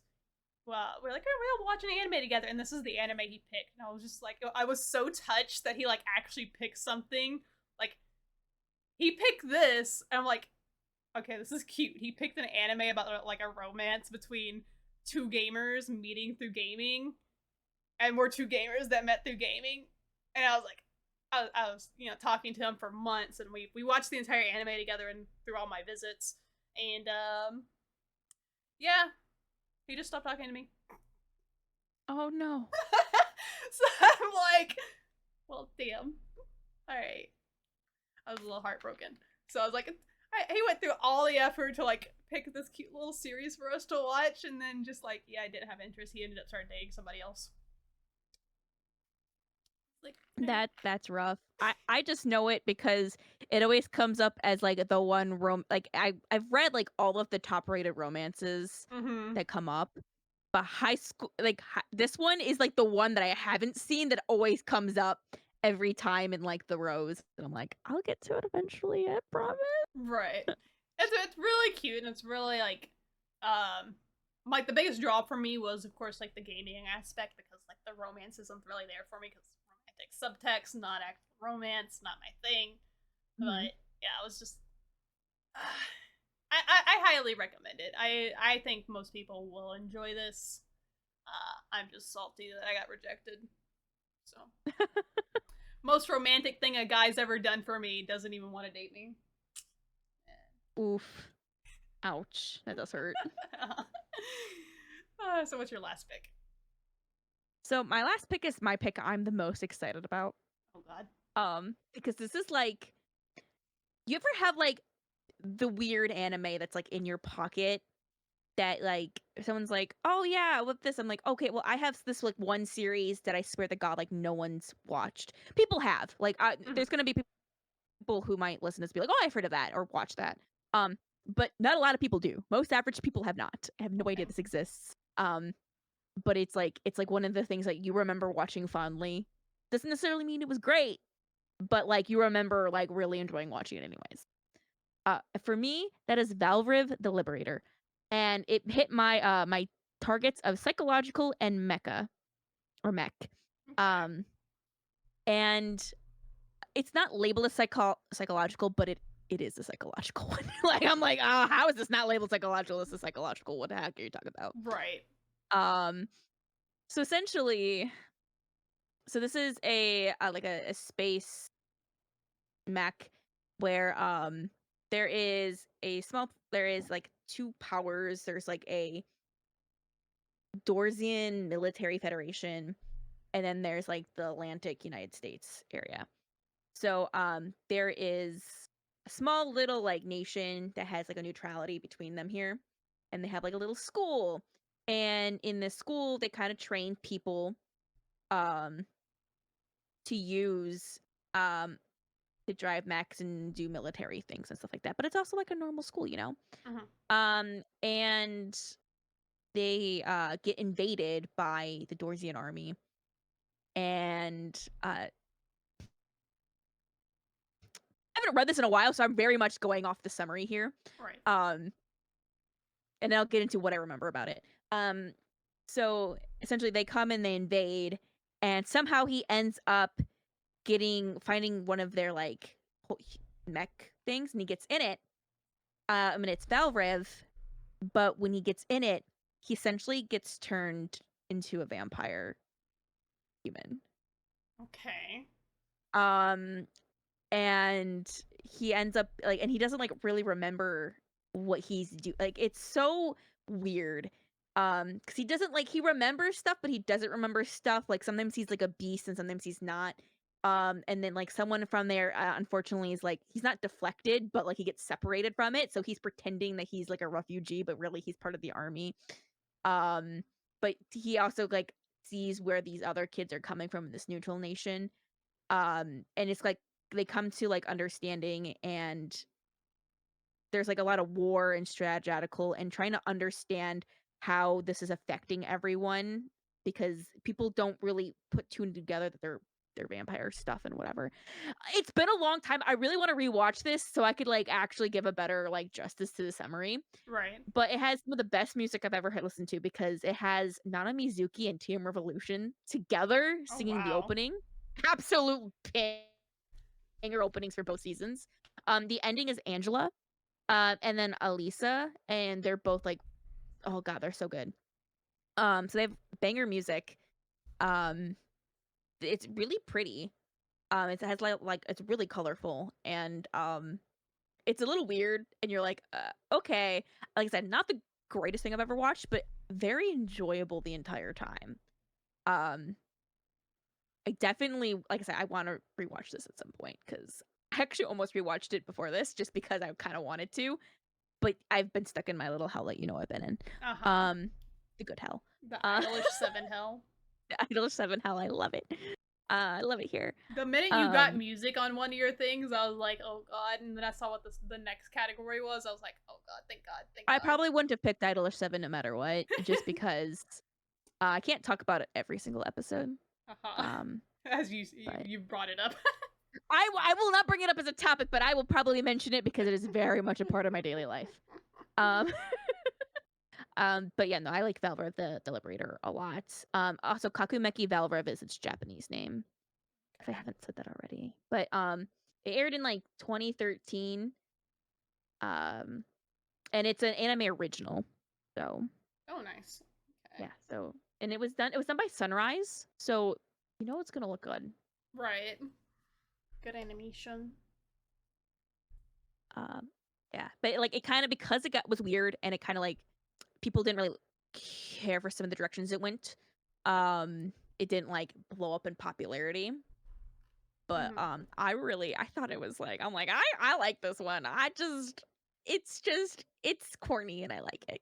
Like I just vampire mechs. It just makes me smile.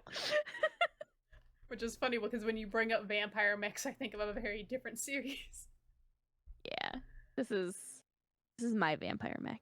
Yeah. So I mean, they're not really called vampires, but that's like basically what it is. Fair. Yeah. Well, this is a fun topic. Yeah. Actually, anyone watching this, if y'all enjoyed this concept, let us know, and we might rehash this concept again at a later date with tags. You cut out. With a lot of tags. Yeah, there's a lot of tags that didn't come up, and then there's always like new combinations we can always do. Oh yeah. Since now we kind of have like the idea of how this is gonna go. Yeah, and let us know if you want us to pick them like on an episode, and then us go back and then finish the episode with our picks. We could also do that if that's something you're interested in hearing too. But if not, we'll just pick them. We'll just pick them like we did last time. Right.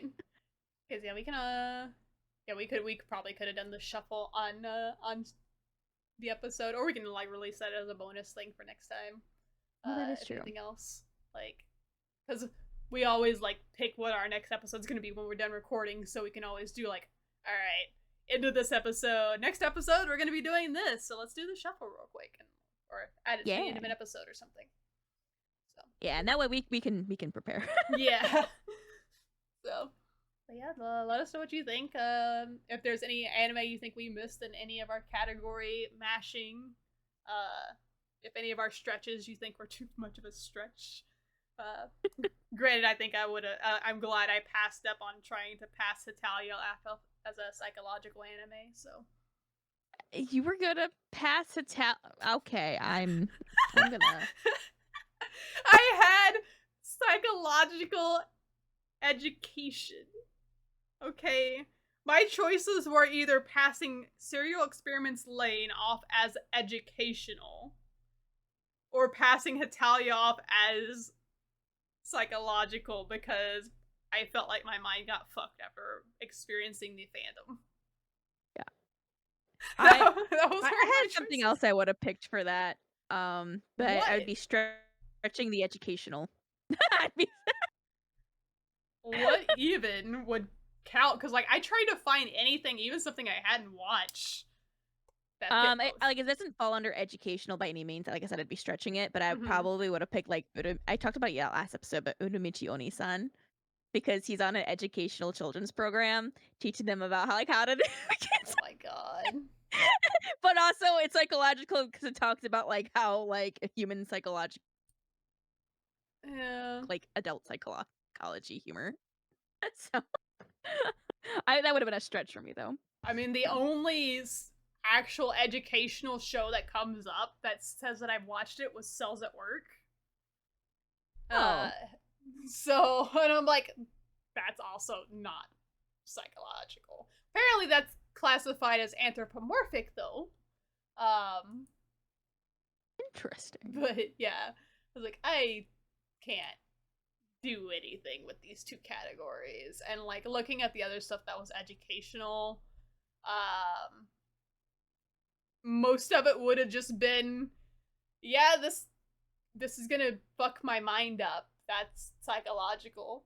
Sure. I can do that because Heaven's Design Team, comedy fantasy, the first volume of Heaven's Design Team. Oh my god, of course you did. Yeah, it was in the box. So many Cells at Work series on this. Apparently Yawamushi Pedal is on educational. Really? I think it That's educational? It might just be this ONA. Oh, maybe just the ONA, because I can't think of any, unless they're like educating you on like bicycle safety. Maybe. Like I mean, I've read a good chunk of it, so I'm like, there's a One Piece movie that's listed as educational. Oh, it's the COVID infection prevention message from One Piece from 2020. Oh. Wait, that could have been psychological. COVID-19 affected us all. Also mentally, oh my god, that's the true winner here. Oh my god. Oh wait, I wonder how many of these are. Wait. Oh, the Yawamushi pedal is about bicycle safety. Oh, I just hit that nail on the head. I didn't even look it up. There is a Hamtaro educational ONA where the Ham-Hams learn to stay safe on the road. There are multiples of those actually. But yeah, a lot of the educational stuff is like very chilled, like that actually. Super Mario traffic safety video, educational. Most of these are just like little specials of teaching kids to be safe with anime. Detective Conan. Wait, this is actually just a movie. This is not us. This is actually just one of their movies. No, wait, it's a minute-long movie. It's Detective Conan Manor movie. One episode, 1 minute long. Manor movie features Conan and the cameraman, a character from No More Aga Doroboro campaign. Is this like a political campaign? I mean, there was a lot of that a long time ago. Maybe this came out in 2015. But yeah, most of educational is just like little infomercials of like, don't run out in traffic, kids. Don't put two people on a bike, kids. Like, don't talk to strangers. It's a lot of bicycle safety. Holy shit. So I was looking on Annie List, see what they list as educational, and the number one was Dr. Stone. Yeah, I remember seeing that. Which, yeah. That was one I was looking at, and I was like, can I count this as psychological? I feel like they go through some trauma through that show. Like, I was like, no. I would rather list Italia. Oh my god. I mean, I guess. Oh my god, I forgot Ultimate Muscle was a thing. Oh yeah. Well, it's the Japanese title for it, but I recognize its characters. Traffic safety film starring the Ultimate Muscle cast. They have a lot of these just like workplace or like hobby related. Which are my kind of shows, honestly, but that's Annulus. Annulus is so weird. Yeah, there's definitely stuff on here that's listed educational that's not educational. Yeah. Let me see.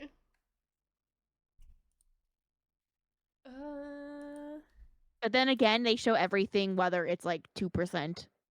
Yeah. I mean, they have Food Wars listed as educational, please. They have Gintama listed as educational. I wonder what the percentage on Gintama is. Too high. Shimonetta is listed as educational. I don't know what that is. Grave of the Fireflies. Oh. How heavy are your dumbbells? The dumbbells you list. Great Teacher Onizuka.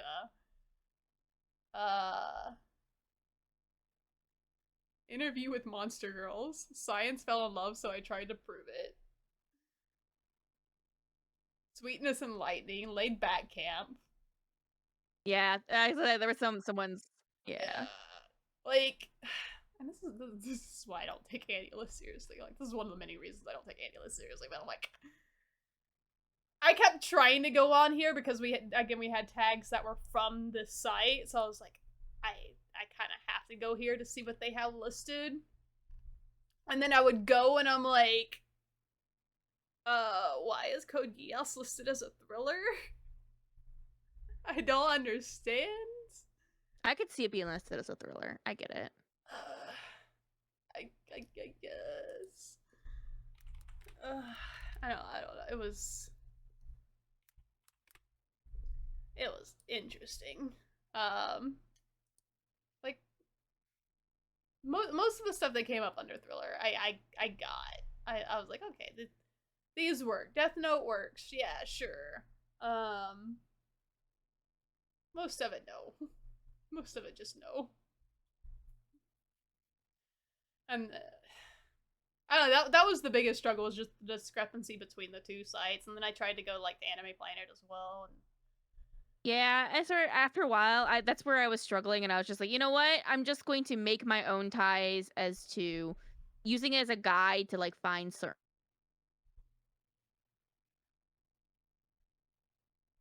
with it that I knew had those elements in it.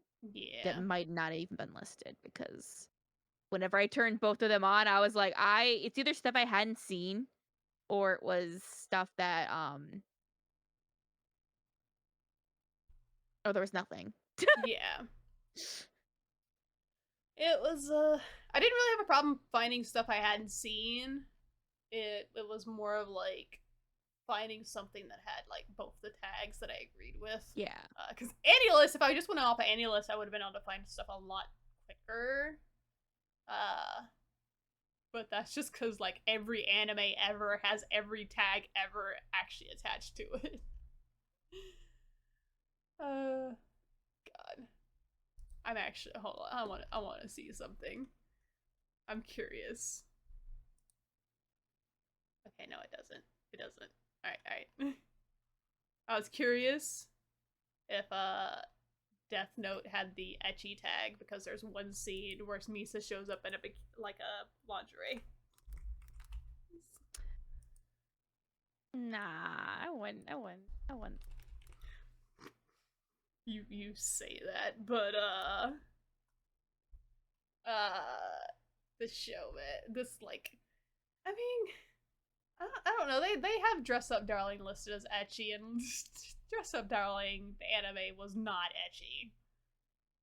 It was like, okay, it's kind of lewd for a slice of life, sure, but like ecchi. I mean, I can see it being ecchi because it's very, very suggestive, especially compared to other series that kind of fall into that same genre. Yeah, but only in the fact that it's only, again, like it's only slightly suggestive by the concept of a slice of life anime. It's not ecchi in comparison to like actual ecchi anime. Yeah, but it's ecchi that I can consume. Yeah.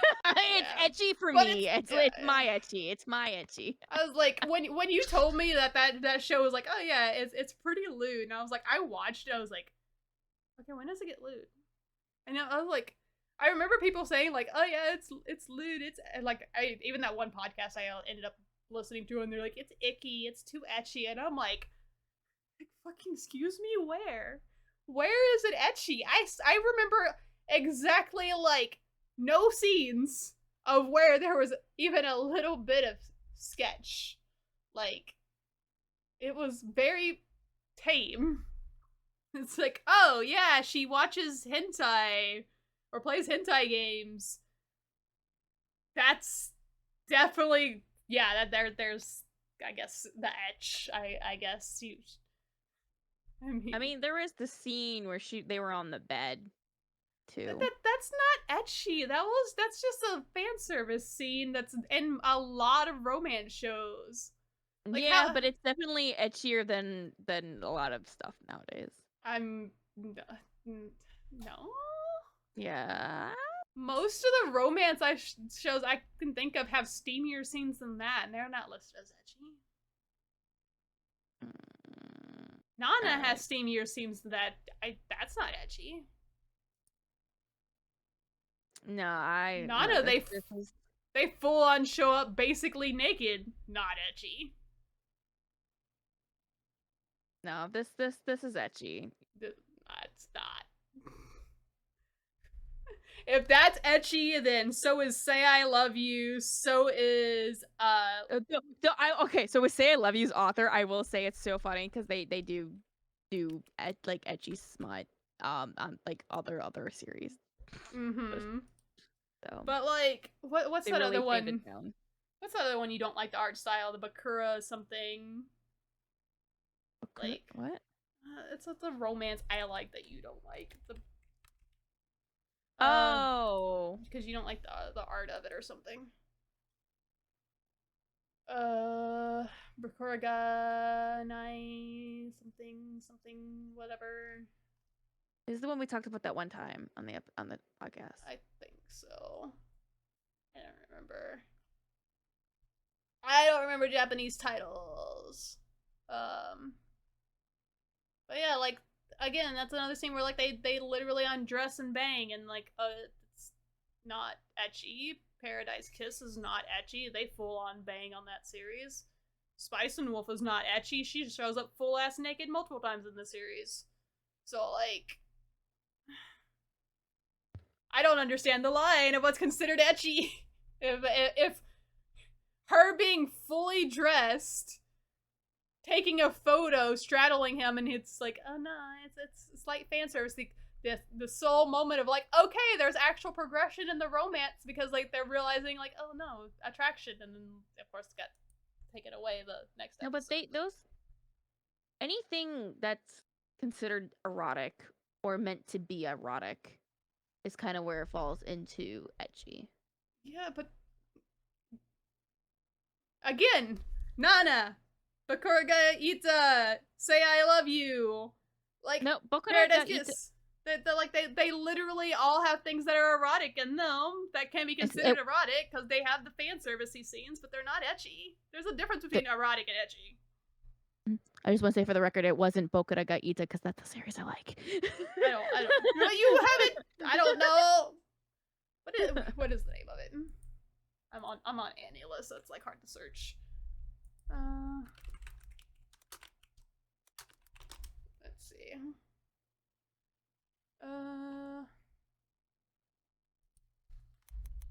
I don't. Yeah, ecchi is kind of more like sexual humor or like sexual actions, but not the act of sex itself. Again, all of those have that.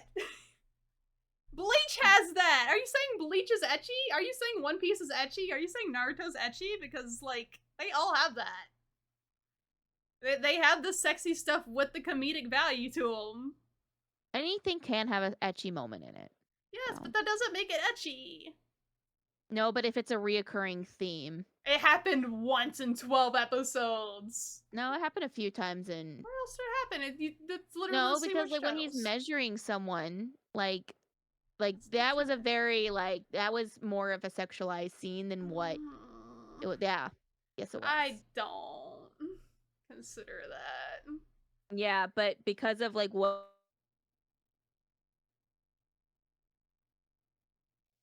ended up being like a very like kind of serious moment in the end, it still had that theming, and then that reoccurs throughout the series.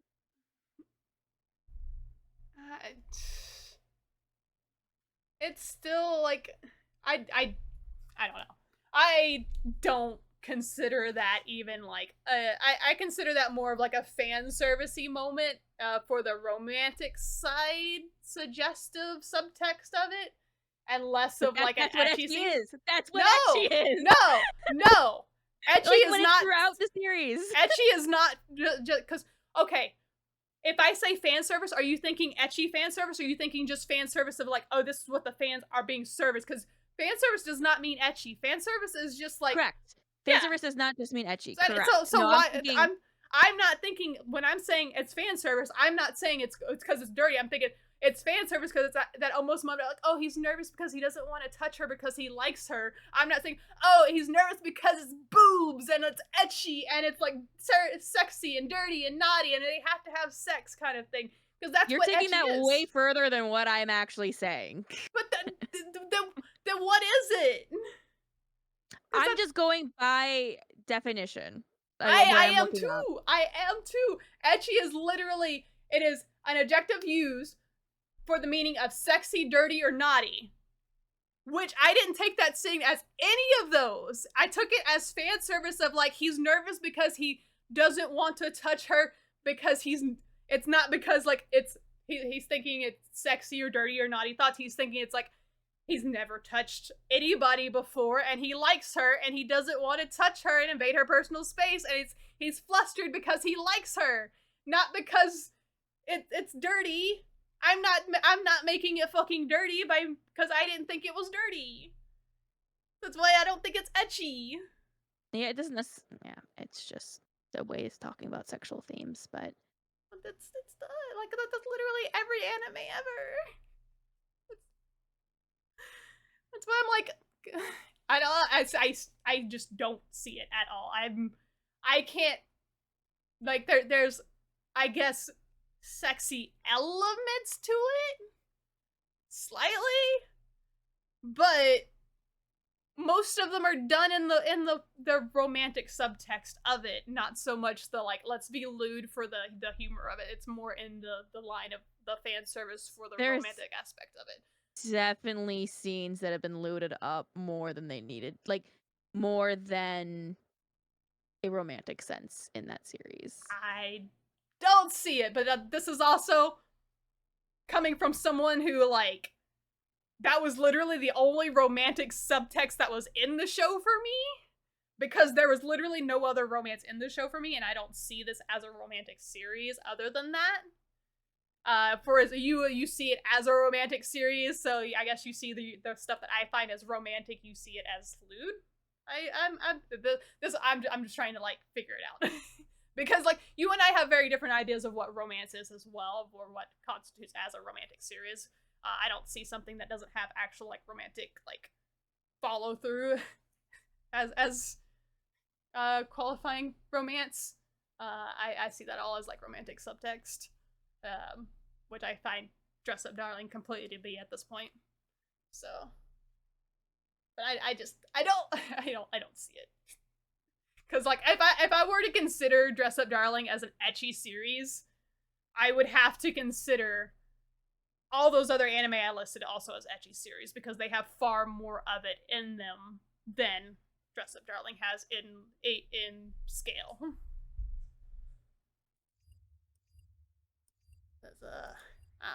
It's odd. I will just agree to disagree. I just don't see it. Let us know in the comments. Do you like who's right on what's ecchi?